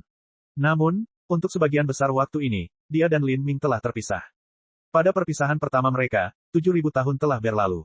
Pada perpisahan kedua mereka, 2.000 tahun telah berlalu. Selain itu, kali ini, dia tidak tahu apakah Lin Ming masih hidup atau mati, atau bahkan apakah dia baik-baik saja. Bagaimana mungkin dia tidak khawatir? Lin Ming telah pergi ke Dark Abyss kali ini, dan tempat itu terlalu berbahaya. Ayah akan aman. Selain Xiao Moxian, Lin Huang baru saja pulih. Dia dengan lembut memegang tangan ibunya untuk menghiburnya. Xiao Moxian mengangguk. Saat ini, Sabel Ing merasa sedikit malu dengan hilangnya kesopanan barusan. Dia berkata, di masa lalu, bahkan ketika Senior Lin dikejar oleh Soaring Feather God King dia masih mampu menciptakan keajaiban. Kali ini Senior Lin pasti akan kembali dan kekuatannya pasti akan meningkat. Dia seharusnya terus mencapai ranah Empyrean atas, atau bahkan mungkin mencapai puncak Empyrean. Mata Sabel Ing bersinar karena rasa hormat dan kekaguman. Tidak ada seorang pun di umat manusia yang tidak menghormati Lin Ming. Dan, Sabel Ing dan Lin Huang dapat dianggap sebagai rekan dari generasi yang sama. Dia tumbuh dewasa dengan mendengarkan mimpi ilahi yang menceritakan kisah-kisah Lin Ming, dan ketika menyangkut rasa hormat dan pemujaan terhadap generasi yang lebih tua, semangatnya secara alami jauh lebih kuat daripada semangat orang-orang seperti Dragon Fang dan Jun Blue Moon yang berasal dari generasi Lin Ming. Puncak Empyrean, Xiao Moxian tidak dapat memastikan hal ini. Faktanya, bakat dan potensi Lin Ming terutama diwujudkan dalam kemampuannya untuk melompati batas untuk bertarung. Dalam hal kecepatan budidaya, Lin Ming tidak bisa dianggap sebagai seorang jenius ekstrim, dia bahkan agak lebih lambat dari Xiao Moxian. Ketika Xiao Moxian telah masuk ke ranah Empyrean, Lin Ming hanya menjadi setengah langkah Empyrean, dia tidak lebih cepat dari Lin Huang. Hal ini terutama karena hukum yang dikembangkan Lin Ming terlalu tinggi dan kesulitannya terlalu besar. Sekarang, Xiao Moxian hanya tinggal sedikit lagi untuk mencapai puncak alam Empyrean. Akan sangat luar biasa jika Lin Ming bisa mencapai ranah Empyrean atas. Bab 2197, Pertemuan. Kita tidak bisa terus bergantung pada dermawan Lin. Meskipun kali ini kami gagal menembus diagram Dao Surgawi, kami masih memperoleh pengalaman. Jika kali ini gagal, kita punya waktu berikutnya, dan jika kali berikutnya gagal, kita akan punya waktu setelahnya. Akan tiba suatu hari ketika kita memecahkan rantai ini, dan ketika rantai itu putus, akumulasi seni bela diri kita akan meningkat lebih jauh dari sebelumnya. Kaisar Sakya perlahan berkata, ini bisa jadi ringkasan kegagalan menembus diagram Dao Surgawi kali ini. Kaisar Sakya sangat menyadari bahwa mereka tidak bisa menaruh semua harapan mereka pada Lin Ming. Budidaya Lin Ming saat ini kemungkinan besar berada di ranah Empyrean atas dan tidak mungkin mengalahkan penguasa Sein keberuntungan di perbatasan ini. Tidak peduli seberapa menantang surga bakat Lin Ming, masih tidak akan ada kesempatan baginya. Dermawan Ji, Kaisar Sakya berkata ketika dia melihat Xiao Moxian tampak sedikit lesu. Dia ingin mengucapkan kata-kata penghiburan tetapi tidak tahu harus mulai dari mana. Saya baik-baik saja. Xiao Moxian melambaikan tangannya. Saya mengerti bahwa Lin Ming tidak akan kembali untuk waktu yang lama, tapi saya hanya sedikit khawatir karena saya belum menerima kabar apapun tentang dia dalam waktu yang lama. Dengan apa yang diketahui Xiao Moxian tentang Lin Ming, karakternya tegas dan keras kepala dan begitu dia memutuskan sesuatu, dia akan mempertahankannya sampai akhir. Sekarang setelah dia pergi bertualang, dia bertanya-tanya apakah dia akan mampu berkultivasi cukup untuk bersaing dengan Good Fortune Saint Sovereign ketika dia kembali. Namun, menolak nasib baik Saint Sovereign lebih mudah diucapkan daripada dilakukan. Good Fortune Saint Sovereign awalnya memiliki kekuatan yang sangat dalam, dan sekarang setelah dia menelan takdir umat manusia, kekuatannya sepertinya telah mengambil langkah maju. Dan di 33 surga, selain Kaisar Jiwa yang belum pernah bertindak dan yang kekuatannya tidak diketahui siapapun, penguasa suci keberuntungan adalah eksistensi yang benar-benar tak terkalahkan. Jika Lin Ming ingin melampaui Good Fortune Saint Sovereign dia mungkin membutuhkan jangka waktu yang sangat lama. Seperti ini, dia mungkin tidak akan bertemu dengannya setidaknya selama tahun 2000 sampai 3000 tahun ke depan. Selain itu, sistem pengumpulan esensi telah diblokir oleh Good Fortune Saint Sovereign. Akankah terobosan Lin Ming terhalang oleh hal ini? Ayah pasti bisa menembus rantai Dao Surgawi. Lin Huang berkata dengan percaya diri. Dia bisa merasakan apa yang dipikirkan Xiao Moxian. Rasa hormat dan kekaguman Lin Huang terhadap Lin Ming telah mencapai tingkat yang tidak masuk akal. Saudara Lin bahkan dapat menembus 9 bintang Istana Dao, jadi seharusnya tidak ada masalah dengan Dao Surgawi sistem pengumpulan esensi. Kemungkinannya adalah kecepatan kultivasinya akan sedikit melambat, tetapi bagi saudara Lin, ini mungkin bukan hal yang buruk. Tidak ada rantai yang bisa mengurung naga sejati. Jun Blue Moon diam-diam berkomentar. Sedangkan bagiku, aku menantikan Lin Ming kembali dan melihatnya menerobos belenggu Dao Surgawi dengan mataku sendiri. Mungkin saya bahkan bisa mendapatkan pencerahan. Kata Dragon Fang sambil melihat diagram Dao Surgawi yang menghilang di langit. Saat riak spasial memudar, ada rasa kengganan yang mendalam di hatinya. Biarkan semuanya berjalan sebagaimana mestinya, kata Xiao Moxian dalam hati. Namun saat ini, tubuhnya bergetar. Botol pil yang ada di tangannya jatuh ke tanah, bergetar hingga pil obat di dalamnya terjatuh. Semua orang di sekitar Xiao Moxian terkejut. Dengan kekuatannya, tentu saja mustahil botol pil terlepas dari tangannya. Ibu, ada apa? Apa itu? Semua orang khawatir. Kaisar Sakya sudah berdiri, tangannya menelusuri cincin spasialnya. Ekspresinya bermartabat. Selama periode waktu yang luar biasa ini, bahkan mereka tidak aman berada dalam susunan sihir ilusi mimpi ilahi. Ada kemungkinan besar akan ada serangan musuh. Xiao Moxian menyentuh dadanya dan mengeluarkan kalung tali tua. Kalung ini adalah tautan hati 1000 mil yang memungkinkan Lin Ming menemukan Xiao Moxian ketika dia pergi ke alam semesta yang liar. Tautan hati 1000 mil disempurnakan melalui seni rahasia dewa, dan karena Xiao Moxian menggunakannya terlalu sering di masa lalu, energinya telah habis dan simbol rahasia dewa di dalamnya telah hancur. Tapi sebelum Lin Ming pergi, dia telah menggunakan seni rahasia ilahi untuk mengubah tautan hati 1000 mil. Lin Ming tidak hanya membuat simbol rahasia dewa baru tetapi dia juga memperkuat fungsinya. Dulu, Xiao Moxian hanya bisa berkomunikasi dengan Lin Ming dalam saluran satu arah, tapi sekarang mereka bisa berkomunikasi dua arah. Hal ini untuk menghindari situasi seperti di masa lalu, di mana Lin Ming tidak dapat segera menemukan Xiao Moxian setelah tiba di alam semesta liar. Kalau tidak, jika Lin Ming kembali ke alam semesta liar dan masih harus mencarinya di ruang tanpa akhir, maka itu hanya akan membuat dirinya lebih banyak kesulitan. Baru saja, Xiao Moxian merasakan guncangan di dalam tautan hati 1000 mil. Dan untuk dapat berkomunikasi melalui tausan Mile Hertling, hanya ada satu orang, Lin Ming. Lin Ming, dia, telah kembali. Xiao Moxian memandang tausan Mile Hertling di tangannya dengan tidak percaya, suaranya dipenuhi dengan sedikit keraguan dan ketidakpastian. Semua orang terkejut. Sebelum mereka sempat merespons, tautan hati 1000 mil di tangan Xiao Moxian mulai bersinar dengan cahaya redup. Semua orang bisa melihat cahaya ini, tapi hanya Xiao Moxian yang bisa mendengar suara yang ditransmisikan dari tautan hati 1000 mil. Itu benar-benar Lin Ming. Lin Ming telah kembali. Dermawan Lin, dia sudah kembali. Kaisar Sakya tercengang. Dia awalnya berpikir bahwa setelah Lin Ming pergi, dia tidak akan kembali sampai dia mencapai tingkat di mana dia bisa bersaing dengan Good Fortune Saint Sovereign. Kalau tidak, tidak ada gunanya kembali. Namun baru 2000 tahun berlalu, ini masih terlalu dini. Ayah seharusnya tidak menemui masalah, kan? Lin Huang bergumam, sedikit khawatir. Mungkin senior Lin sedang memikirkan keluarganya dan takut kamu mengkhawatirkannya. Orang yang berbicara adalah Sable Ing. Suaranya menyenangkan dan kata-katanya menghangatkan hati Xiao Moxian. Memang, selama bertahun-tahun, dia khawatir tentang Lin Ming. Dia aman. Xiao Moxian berkata dengan gembira. Dia merasa seolah ada batu raksasa yang terangkat dari hatinya. Sayangnya, mimpi ilahi mengasingkan diri untuk berdampak pada alam divinity sejati tengah, jadi kita tidak bisa gegabah mengganggunya. Hang Chi, hubungi Fast Universe dan Dark Demon Monarch untuk bergegas ke sini. Suruh mereka menyiapkan jamuan penyambutan untuk Lin Ming. Kaisar Sakya berkata dengan penuh semangat. Banyak tokoh penting umat manusia berkumpul di pangkalan ini. Sedangkan yang lainnya, mereka bisa datang dari pangkalan terdekat. Kembalinya penguasa manusia Lin Ming adalah peristiwa penting bagi umat manusia. Tidak perlu menyiapkan jamuan penyambutan untuk saat ini, dia sudah tiba. Saat dia berbicara, Xiao Moxian mulai bergegas keluar aula. Dia sudah ada di sini. Kaisar Sakya berkata, sedikit bingung. Harus diketahui bahwa ada lapisan demi lapisan susunan sihir ilusi di luar markas mereka dan formasi susunan ini semuanya dibuat secara pribadi oleh Empyrean Divine Dream. Karena tautan hati 1000 mil, Lin Ming dapat dengan mudah menemukan posisi mereka. Tapi, dia mungkin perlu berusaha untuk melewati susunan sihir ilusi. Semua orang bergegas mengikutinya. Saat mereka terbang keluar aula, mereka melihat sekitar 10 mil jauhnya di dalam kehampaan, seorang pria berpakaian hitam melangkah maju. 10 mil ini dilintasi dalam satu langkah, dia tiba di depan mereka. Pria ini adalah Lin Ming. Lin Ming, ayah, senior Lin. Beberapa orang berteriak bersama. Napas Xiao Moxian bertambah cepat dan matanya mulai berkilau.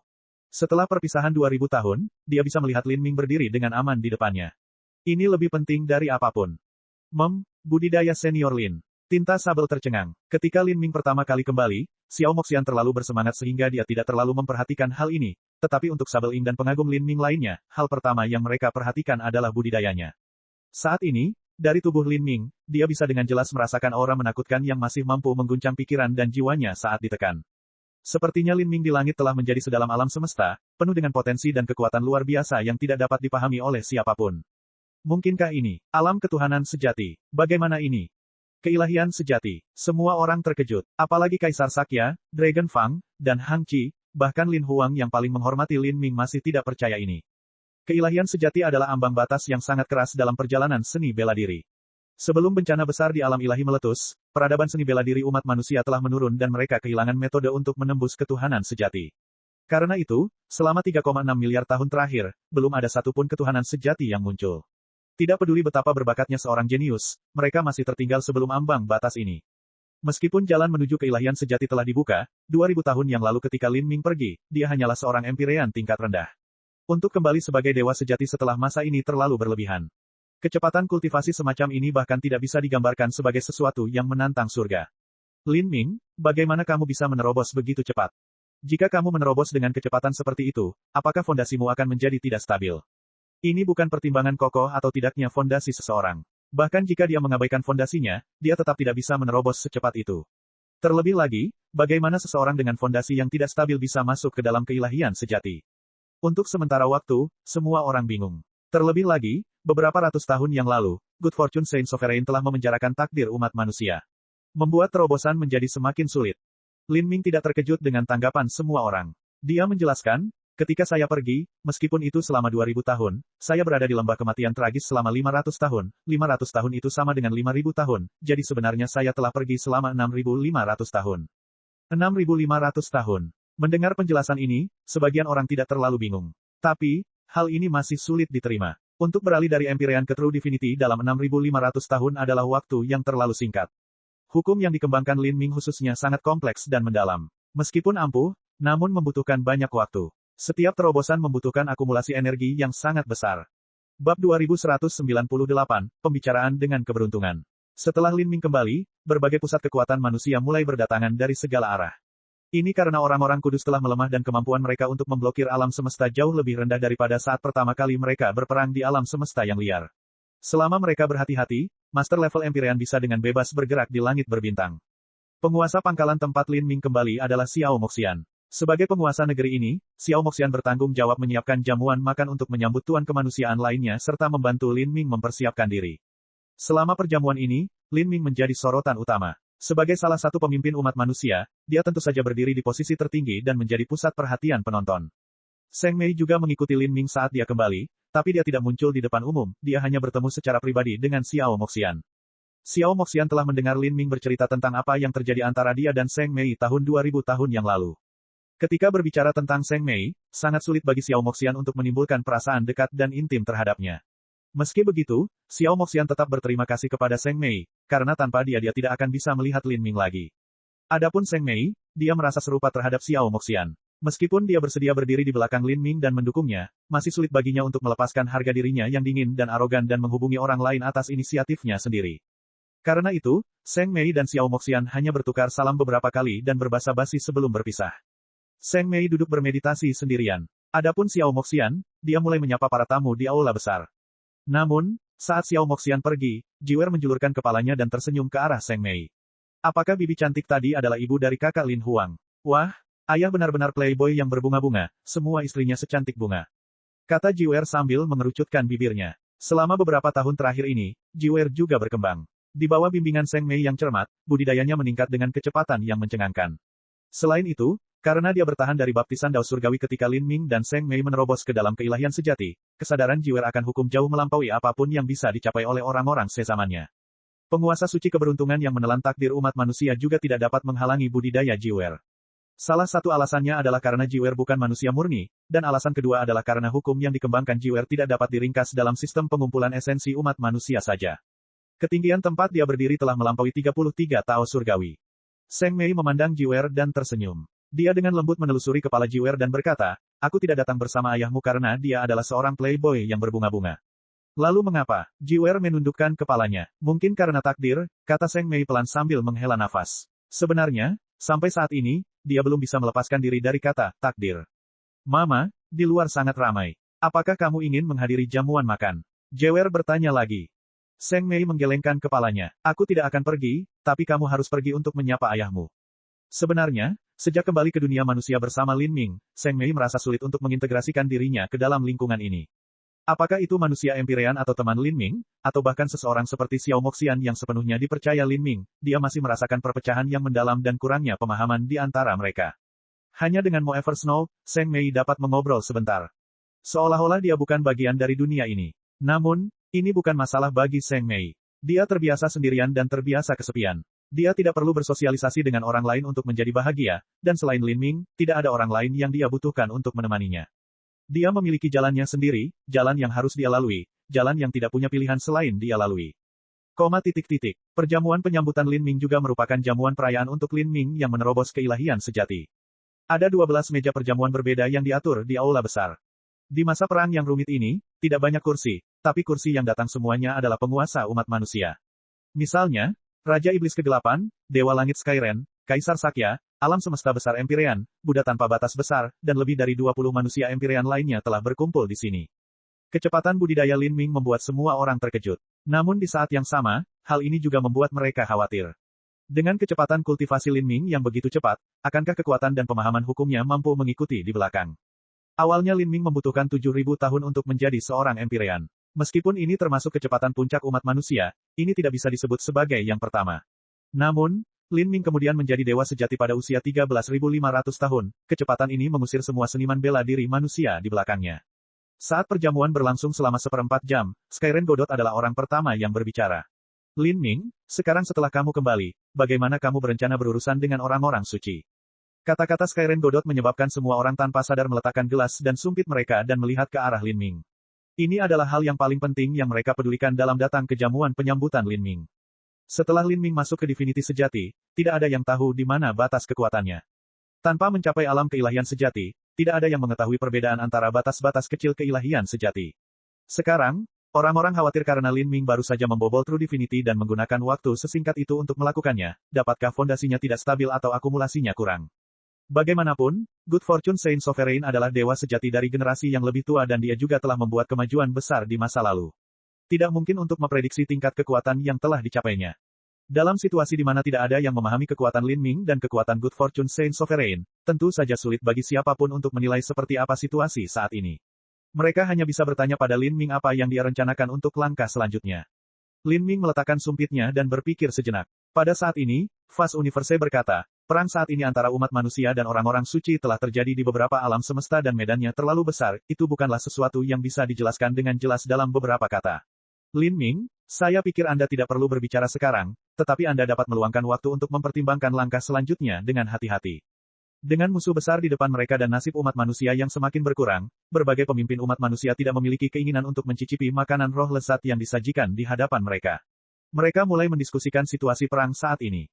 Saya pikir Yang Mulia penguasa manusia harus mengasingkan diri untuk beberapa waktu dan lebih lanjut mengkonsolidasikan fondasi Anda. Orang yang berbicara adalah Raja Iblis Kegelapan. Meskipun dia berasal dari latar belakang setan, dia memiliki penampilan yang lembut dan terpelajar dan nada suaranya sangat penuh hormat. Tapi Good Fortune Saint Sovereign telah menghalangi takdir rasku dan sekarang generasi muda menghadapi kesulitan ketika mereka mencoba mengembangkan sistem pengumpulan esensi. Bahkan dalam sistem transformasi tubuh pun sulit bagi mereka untuk membuat kemajuan dalam waktu sesingkat itu.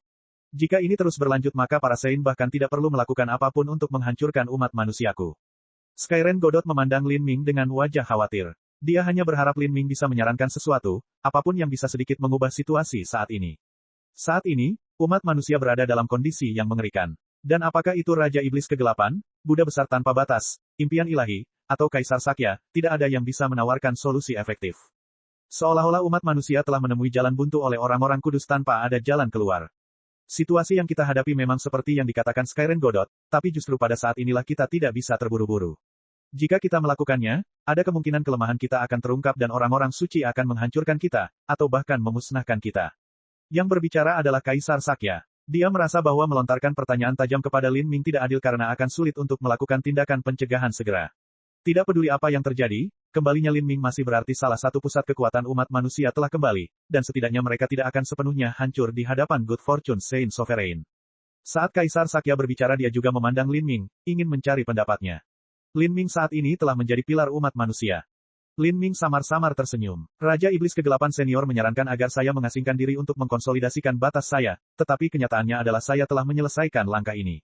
Setelah menembus keilahian sejati, saya masih berada di tanah suci budidaya selama 500 tahun dan fondasi saya telah lama stabil. Saat Lin Ming mengatakan ini, banyak tuan manusia merasakan jantung mereka berdetak kencang. Tampaknya Lin Ming telah menembus True Divinity 500 tahun yang lalu. Dengan kata lain, ketika dia berumur 13.000 tahun, dia telah menyelesaikan terobosannya. Adapun sesuatu yang bisa disebut, mengolah tanah suci, untuk Lin Ming, itu mungkin sesuatu yang benar-benar luar biasa. Dalam 1500 tahun aku berada di Dark Abyss, tidak ada kabar tentangku, dan aku minta maaf karena membuat semua orang mengkhawatirkanku. Lin Ming melirik Xiao Moxian, sedikit rasa bersalah di wajahnya. Xiao Moxian tersenyum, memberikan pandangan damai ke arah Lin Ming. Sebenarnya, Lin Ming benar-benar tidak punya sarana untuk mengirim pesan kepada Xiao Moxian. Selama hari-hari dia berada di Dark Abyss, dia melewati sebagian besar dari mereka di makam Dewa Iblis yang tertutup rapat. Sejak saya kembali menjadi manusia hari ini, saya secara alami memiliki kepercayaan diri dan kemampuan untuk menghadapi orang-orang suci. Saat Lin Ming berbicara di sini, semua orang terguncang. Mereka semua memegang keyakinan mutlak pada Lin Ming, dan jika Lin Ming mengatakan dia memiliki kepercayaan diri dan kemampuan untuk menghadapi orang-orang suci, dia tentu tidak akan bercanda dengan santai tentang hal ini. Lalu apa yang harus kita lakukan? Kata Dewa Langit Skyren. Karena kegembiraannya, janggutnya pun bergetar. Saya hanya membutuhkan semua orang untuk mendukung saya. Adapun saya, Lin Ming berhenti sejenak, dan kemudian perlahan dan jelas berkata, saya berencana untuk mengatur pembicaraan dengan Good Fortune Saint Sovereign. Kata-kata Lin Ming membuat seluruh penonton terdiam. Bab 2199, mengirim surat. Kamu ingin mengatur pembicaraan dengan Good Fortune Saint Sovereign. Ini, para penguasa manusia yang hadir semua terguncang oleh kata-kata Lin Ming. Mau tidak mau mereka saling melirik dengan cemas dan bahkan anggur di gelas mereka tumpah. Good Fortune Saint Sovereign mengerahkan seluruh upaya untuk menemukan Lin Ming, namun Lin Ming ingin menyerahkan diri atas inisiatifnya sendiri. Dalam perang antar ras, jika ingin melakukan pembicaraan maka kedua belah pihak harus memiliki kekuatan yang setara. Kalau tidak, siapa yang mau mendiskusikan sesuatu? Mereka hanya akan melenyapkan pihak lain dan menyelesaikannya. Mungkinkah itu? Lin Ming yakin dia bisa menghadapi Good Fortune Saint Sovereign. Menyadari hal ini, semua orang terdiam. Lin Ming, kamu ingin melawan Good Fortune Saint Sovereign dalam pertarungan. Empyrean Fast Universe bertanya setelah beberapa waktu. Menurutnya, menyiapkan pembicaraan tidak ada bedanya dengan tantangan menuju pertarungan terakhir. Apakah kamu memiliki kepercayaan diri untuk mengalahkan Good Fortune Saint Sovereign? Xiao Moxian bertanya, sedikit khawatir mewarnai suaranya. Dia percaya pada Lin Ming, tapi bagi Lin Ming untuk melawan Good Fortune Saint Sovereign setelah baru saja menembus True Divinity terlalu berisiko. Saya tidak tahu batasan apa yang telah dicapai oleh Good Fortune Saint Sovereign. Jika memungkinkan, saya ingin mengakhiri perang ini hanya dengan kata-kata, dan bukan dengan pertempuran. Tapi, segalanya tidak selalu berjalan sesuai harapanku. Lin Ming berkata dengan santai. Tidak ada yang berpikir bahwa setelah Lin Ming kembali, solusinya untuk berurusan dengan orang-orang suci sebenarnya sangat sederhana. Keputusan Lin Ming mengatur pembicaraan dengan Good Fortune Saint Sovereign telah diturunkan. Meskipun Xiao Moxian, Fast Universe, dan yang lainnya mengkhawatirkannya, Lin Ming masih memiliki tingkat otoritas yang sangat tinggi dalam umat manusia. Dia telah menciptakan terlalu banyak keajaiban di masa lalu dan tak seorang pun akan berpikir untuk mempertanyakannya, apalagi percaya bahwa ada sesuatu yang tidak bisa dia capai jika dia memutuskannya. Jika kita mundur, bahkan jika perundingan tidak berhasil, tidak akan ada akhir yang membawa bencana. Jika Lin Ming menghadapi nasib baik maka bahkan jika dia berada dalam posisi yang kurang menguntungkan, dia masih bisa mundur dengan aman. Memikirkan hal ini, banyak penguasa manusia merasa sedikit tenang. Setelah itu mereka menentukan waktu dan tempat untuk melakukan pembicaraan, dan kemudian berita tentang Lin Ming yang ingin mengatur pembicaraan dengan Good Fortune dikirimkan. Yang menyampaikan informasi adalah boneka pembawa pesan. Sebenarnya, boneka-boneka ini berbentuk kapal roh kecil. Setelah disempurnakan dengan hati-hati, mereka dapat melakukan pergeseran besar dan bahkan mengubah arah di tengah jalan sehingga tidak ada yang bisa mengetahui dari mana asalnya. Lebih dari 1000 boneka pembawa pesan ini dikirim ke daerah di mana para orang suci berkumpul dalam jumlah besar. Kemudian, sekitar setengah bulan kemudian, para utusan itu mencapai orang-orang suci. Di taman elegan yang menggantung tinggi di langit. Di ruang hampa yang luas dan tak terbatas, sebuah taman terbentang hingga ratusan mil. Tumbuhan roh tumbuh di mana-mana, dengan burung dan bunga bercampur di antara semua keajaiban langit dan bumi. Tepi taman ditutupi oleh formasi susunan. Jika seseorang mengambil satu langkah keluar, mereka akan bertemu dengan langit berbintang yang dalam dan tak terbatas. Pemandangan seperti ini sungguh mengejutkan pikiran. Di dalam taman ini ada beberapa gunung surgawi terapung. Di salah satu gunung surgawi, ada teratai biru yang mekar sebesar wajan. Kelopak bunga bersinar seperti batu giok, dan duduk di atas salah satu teratai ini adalah seorang wanita berpakaian biru. Wanita ini mengenakan gaun berwarna biru yang sangat kontras dengan sosok langsingnya. Matanya panjang dan ramping, tetapi kulitnya agak pucat, membuatnya tampak seperti sedang sakit. Rambut wanita itu disanggul, dan di dalam sanggul itu dimasukkan 3 bulu yang indah. Ini menambah aura misterius dan ilusi yang mengelilingi wanita ini. Dia adalah murid yang paling disukai dari Soaring Feather God King, Fiery Blue Lotus. Sejak penderitaannya di bawah tangan Lin Ming, peri biru lotus mengasingkan diri. Selama tahun-tahun ini, budidayanya meningkat pesat. Dia tidak memiliki harapan untuk mengejar Lin Ming, tapi dia masih berusaha keras sambil mengambil Lin Ming sebagai tujuannya. Terkadang, dengan menetapkan tujuan yang sangat tinggi, meskipun seseorang tidak dapat mencapai tujuan tersebut, mereka tetap dapat menampilkan potensinya hingga mencapai puncaknya. Raja Dewa Bulu yang melonjak telah mengundurkan diri dari perang antara manusia dan orang-orang suci. Adapun peri teratai biru, dia telah tiba di alam liar sendirian. Alasannya adalah karena alam semesta para Saint terlalu damai dan hambar. Peri teratai biru tidak bisa menemukan persaingan di antara rekan-rekannya, sehingga tinggal sendirian di surga pertemuan suci yang lancar dan membosankan tidak ada bedanya dengan mengasingkan diri sendirian. Karena itu, peri teratai biru datang ke medan perang ini dan ingin merasakan jalan seni bela dirinya sendiri dalam pertempuran. Bisa melihat pasukan bertempur sampai mati dan bahkan melihat pertarungan para master puncak adalah semacam inspirasi baginya. Sayangnya, umat manusia telah bersembunyi dan sudah lama sekali sejak mereka tidak melawan para Saint. Selama hari-hari ini, peri teratai biru telah berkultivasi dengan susah payah di puncak gunung surgawi ini. Pada hari ini dia tiba-tiba membuka matanya dari meditasi. Dia melihat bahwa di luar pesona taman terapung, ada boneka burung sepanjang 3 kaki yang terbang menuju lokasinya dengan kecepatan tinggi. Ini adalah boneka pembawa pesan. Pikiran peri Blue Lotus bergerak. Sosoknya bersinar dan dia muncul di luar pesona. Dia mengulurkan tangannya dan dengan mudah meraih boneka itu. Saat dia membaca pesan di dalamnya, dia merasakan hatinya bergetar. Ini, apa yang terjadi di sini? Utusan boneka itu membawa slip informasi giok, dan pesan yang direkam di dalamnya sangat sederhana. Hanya ada beberapa baris pendek yang menentukan waktu dan tempat untuk pembicaraan dengan Good Fortune Saint Sovereign. Dan, orang yang akan ikut dalam pembicaraan itu adalah penguasa manusia Lin Ming. Lin Ming ingin mengatur pembicaraan dengan Good Fortune Saint Sovereign.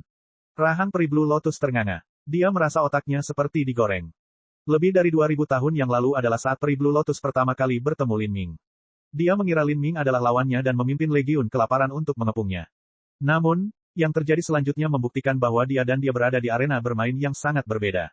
Dan setelah itu, dia masuk ke ranah Empyrean dan berhasil bertarung imbang dengan tuannya sendiri, Soaring Feather God King. Meskipun dia tidak bisa membantu tetapi dengan tulus yakin akan kekuatan Lin Ming, dia masih tidak percaya bahwa Lin Ming telah mendapatkan kekuatan untuk bertarung dengan Good Fortune Saint Sovereign hanya dalam 2000 tahun. Dan keberuntungan Saint Sovereign adalah eksistensi yang benar-benar dapat digambarkan sebagai sesuatu yang sangat dalam. Sedangkan untuk mengatur pembicaraan, sebenarnya tidak ada bedanya dengan menyiapkan pertarungan. Kecuali, diri sejati Lin Ming tidak muncul. Tapi jika jati diri Lin Ming tidak muncul maka dia mungkin juga mengirimkan pesan lengkap dengan boneka pembawa pesan. Mengapa dia repot-repot menentukan waktu dan tempat untuk mengadakan pembicaraan dengan Good Fortune Saint Sovereign? Mungkinkah Lin Ming sudah yakin bahwa dia bisa melawan Good Fortune Saint Sovereign? Peri Blue Lotus merasa ini benar-benar mustahil, 2000 tahun yang lalu Lin Ming memiliki budidaya Empyrean yang lebih rendah. Jadi, batasan apa yang bisa dia capai sekarang? Mungkinkah dia begitu naif hingga berpikir bahwa seseorang yang berada di batas seorang Empyrean bisa mengalahkan Good Fortune Saint Sovereign? Dia memegang erat utusan boneka itu saat dia tenggelam dalam pikirannya. Setelah beberapa saat, dia memutuskan bahwa dia perlu melaporkan kejadian baru ini kepada tuannya terlebih dahulu, Raja Dewa Bulu Melonjak. Bukan hanya peri teratai biru, namun banyak guru suci lainnya yang menerima pesan ini pada waktu yang hampir bersamaan. Ini termasuk banyak orang suci Empyrean serta junior elit seperti Haishun dan Dark Moon. Saat semua orang membaca utusan boneka, mereka merasa seolah-olah ini adalah lelucon yang dipermainkan mereka. Atau, kemungkinan besar itu adalah jebakan. Mereka tidak benar-benar percaya bahwa Lin Ming akan muncul pada hari itu untuk terlibat dalam pembicaraan dengan Good Fortune Saint Sovereign. Sekalipun dia mempunyai keberanian 100 kali lipat, dia tetap tidak akan seberani itu.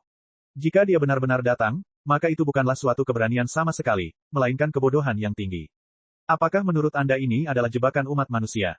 Pada saat ini, banyak orang Empyrean berkumpul di sekitar Istana Keberuntungan Saint dan mulai berspekulasi tentang niat manusia. Hehe, jebakan macam apa yang bisa dibuat oleh manusia? Saat ini satu-satunya dewa sejati di antara manusia adalah mimpi ilahi dan Kaisar Sakya. Selain itu, meskipun Lin Ming belum mencapai ranah divinity sejati, ia masih memiliki kekuatan satu. Saat ini dia seharusnya menjadi orang terkuat di umat manusia. Tapi meski ketiganya bersatu, apa menurutmu mereka bisa memasang jebakan yang bisa mengancam yang mulia penguasa suci? Bahkan jika manusia diberi waktu 1000 tahun untuk meletakkan lapisan formasi susunan besar, mereka tidak akan mampu melukai sehelai rambut pun pada Yang Mulia. Memang, apa yang kamu katakan itu benar, tapi tetap saja ini aneh. Mengapa manusia begitu bosan hingga membuang-buang waktu seperti ini? Atau, mungkinkah mereka telah ditekan dengan keras oleh kita selama bertahun-tahun, dan juga karena Yang Mulia Penguasa Suci telah menelan takdir mereka, sehingga mereka mulai menjadi tidak sabar dan memutuskan untuk menggunakan cara-cara lemah seperti itu, ini untuk membalas.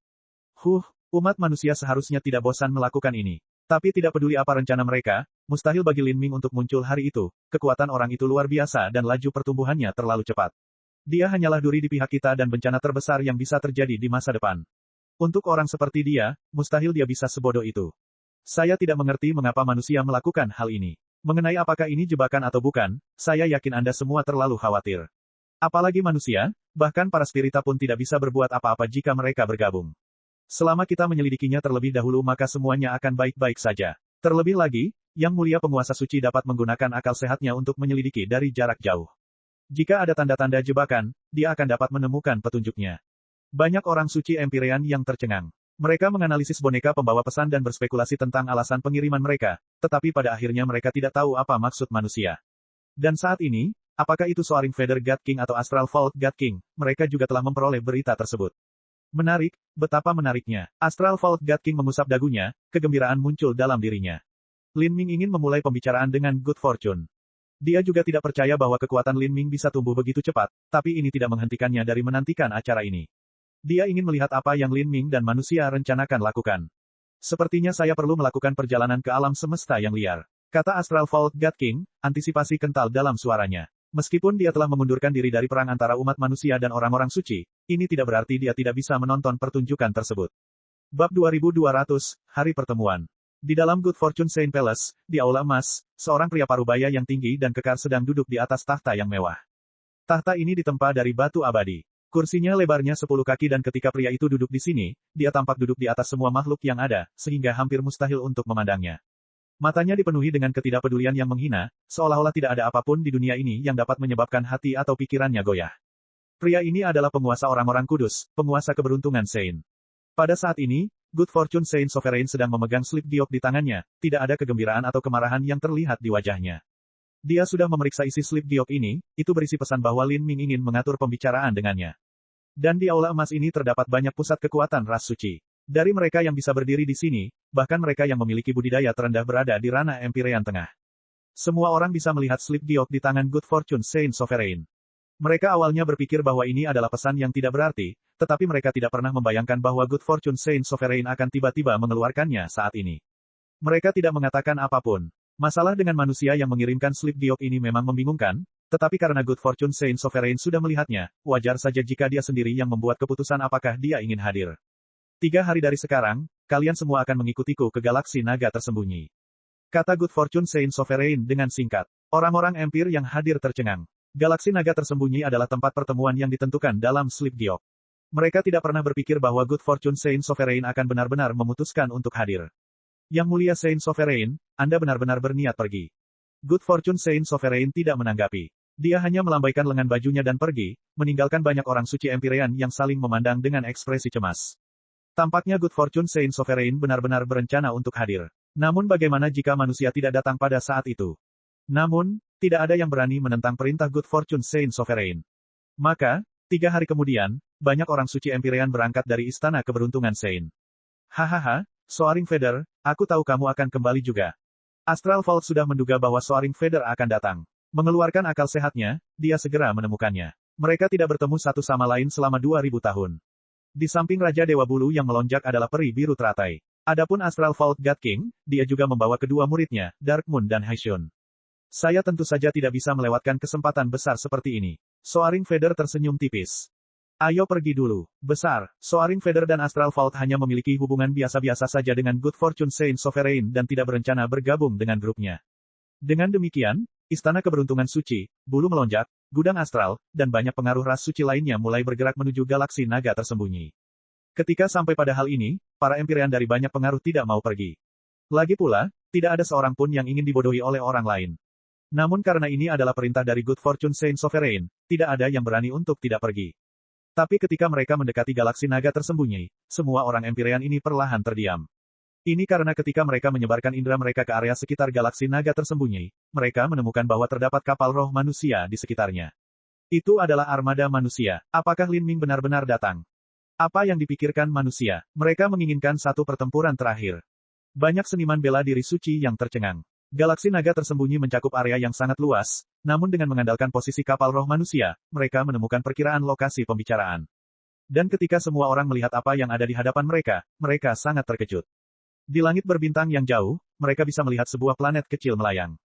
Planet kecil ini diameternya hanya beberapa ratus mil. Awalnya mustahil kehidupan terbentuk di planet sekecil itu, tetapi sebenarnya planet itu berisi pohon roh dan harta surga dan bumi yang tak terhitung jumlahnya. Tumbuhan spiritual ini tumbuh dengan santai di planet ini, dan di atasnya ada sebuah paviliun yang melayang di langit. Paviliun ini jauh lebih sederhana. Luasnya hanya beberapa puluh kaki, dan duduk di dalamnya adalah seorang pemuda. Pemuda ini memiliki ciri-ciri yang luar biasa dan temperamen yang fana seperti debu. Hanya dengan duduk di sana dia seperti tombak yang mengguncang hati orang-orang yang melihatnya. Di depan pria ini ada meja panjang. Pria muda itu duduk di salah satu ujung meja, dan di atasnya ada sebotol anggur serta beberapa cangkir. Ketika banyak seniman bela diri ras suci tiba, pria itu melambaikan tangannya untuk mengundang. Pandangannya tertuju pada Saint Palace di langit, matanya cerah dan bersinar seolah-olah dia bisa menembus dinding istana dan formasi susunan untuk melihat Good Fortune Saint Sovereign. Lin Ming, itu benar-benar dia. Banyak orang suci Empyrean pernah melihat Lin Ming sebelumnya, dan bahkan jika mereka belum pernah melihatnya, setidaknya mereka telah melihat potretnya. Pria yang duduk di sana tidak diragukan lagi adalah Lin Ming. Mereka tidak pernah membayangkan bahwa Lin Ming tidak hanya akan muncul tetapi dia juga akan duduk di sana dengan tenang, seolah-olah dia sedang menghadiri pertemuan dengan teman-temannya. Bukan hanya Lin Ming yang datang, tapi banyak manusia Empyrean juga ada di sini. Mereka berada dalam barisan pertempuran penuh tidak terlalu jauh. Kapal roh manusia ada di sini. Selama mereka menelusuri kembali posisi kapal roh, tidak sulit untuk menemukan bahwa ada lebih dari 20 manusia Empyrean berdiri di dekatnya. Manusia Empyrean ini semuanya adalah tokoh kemanusiaan tingkat tinggi. Jika Lin Ming dan juga banyak orang Empire lainnya meninggal di sini maka nasib umat manusia bisa dibayangkan. Apa yang terjadi? Apakah mereka tidak takut mati di sini? Mungkin para spirita terlibat. Keraguan muncul di hati banyak seniman bela diri suci. Tapi saat ini, seseorang menemukan budidaya Lin Ming. Meskipun ada jarak yang sangat jauh memisahkan mereka, ketika menghadapi Lin Ming, mereka merasa seolah-olah sedang menghadapi langit berbintang yang tak berujung. Perasaan menekan yang kuat menyelimuti mereka. Semakin dekat mereka mendekat, semakin kuat perasaan ini. Banyak orang Empyrean merasakan napas mereka tercekat di tenggorokan. Selain itu, bahkan ketika Lin Ming dengan santai bergerak, gerakannya sepertinya mengandung konsep yang tak terlukiskan di dalamnya, membuatnya mustahil untuk dilihat. Keilahian sejati. Dia benar-benar menembus keilahian sejati. Ini baru 2000 tahun, bagaimana mungkin? Banyak seniman bela diri suci yang dilanda kepanikan. Mereka tidak pernah berpikir bahwa dalam waktu sesingkat itu, Lin Ming akan berhasil menembus keilahian sejati. Keilahian sejati. Peri Blue Lotus menarik napas dalam-dalam. Kecepatan pertumbuhan Lin Ming terlalu cepat, begitu cepat sehingga dia tidak bisa mengumpulkan keberanian untuk menjadikannya sebagai tujuan. Dia hanya bisa melirik tuannya. Soaring Feather God King pernah bertarung dengan Lin Ming di masa lalu, dan kemungkinan besar adalah orang yang paling memenuhi syarat di sini untuk memperkirakannya. Mata Raja Dewa Bulu yang melonjak berbinar. Dia juga sangat takjub. Aneh, jika Lin Ming bisa menerobos begitu cepat, dia pasti mengalami pertemuan yang tidak disengaja. Tapi, saya tidak bisa membayangkan pertemuan kebetulan seperti apa yang bisa terjadi pada level ini. Terobosannya terlalu cepat. Aku ingin tahu seperti apa fondasi dan kekuatannya, Astral Vault God King berkomentar dari samping Soaring Feather God King. Dia menjilat bibirnya, semakin menantikan kejadian hari ini. Keilahian sejati Lin Ming melawan keberuntungan Saint Sovereign. Semua kapal roh ras suci berhenti di depan planet kecil. Banyak seniman bela diri suci yang terdiam. Saat mereka melihat Lin Ming di kejauhan, ketakutan dan kekaguman memenuhi mata mereka. Lin Ming belum meletakkan tangannya, dia masih mengulurkan tangan dengan sikap mengundang. Pada saat ini, tawa hangat bergema dari istana keberuntungan Saint. Luar biasa, sungguh luar biasa. Anda benar-benar masuk ke dalam keilahian sejati. Tidak heran kamu menemukan keberanian untuk menghadapiku. Suara ini agak acuh tak acuh tetapi menggelinding ke depan seperti badai petir, bergema di seluruh alam semesta. Seorang pria parubaya berjubah emas keluar dari istana suci keberuntungan. Hanya dengan beberapa langkah, dia jatuh di atas planet kecil tempat Lin Ming berada. Pria ini adalah penguasa keberuntungan Saint. Saat ini, dia hanya berjarak 100 kaki dari Lin Ming. Bagi para master level True Divinity, jarak ini tidak ada bedanya dengan bertatap muka. Mata Good Fortune Saint Sovereign berkobar saat dia melihat Lin Ming, ekspresi bahagia yang tak bisa dipahami di wajahnya. Apakah kamu berpikir bahwa kamu bisa melawanku setelah kamu menembus True Divinity? Agar kultivasimu tumbuh begitu cepat, kemungkinan besar kamu memasuki semacam pesona waktu khusus di mana aliran waktu dapat ditingkatkan tanpa memutarbalikkan hukum sehingga seorang seniman bela diri dapat berkultivasi dengan aman di dalamnya. Perkataan Good Fortune Saint Sovereign membuat para seniman bela diri suci itu tertegun. Pesona waktu seperti ini sangat jarang terjadi, hanya sejumlah kecil orang di sini yang pernah mendengar hal serupa. Budidaya yang diperoleh seseorang dari mengasingkan diri dalam pesona waktu seperti itu berbeda dengan budidaya yang diperoleh dari bertualang keluar dan hidup melalui segala macam pembantaian. Meskipun keduanya dapat dianggap sebagai pertumbuhan melalui pertemuan yang tidak disengaja, efisiensi tempur yang dikembangkan melalui kedua metode tersebut berada pada tingkat yang sangat berbeda. Ini seperti bunga yang dibudidayakan di rumah kaca dibandingkan dengan rumput liar yang tahan terhadap cuaca buruk di luar. Jika Lin Ming telah menggunakan waktu 2000 tahun dan memasuki pesona waktu untuk meningkatkan budidayanya dengan cepat, maka membobol keilahian sejati bukanlah hal yang aneh. Memikirkan hal ini, banyak orang suci Empyrean merasa jauh lebih santai.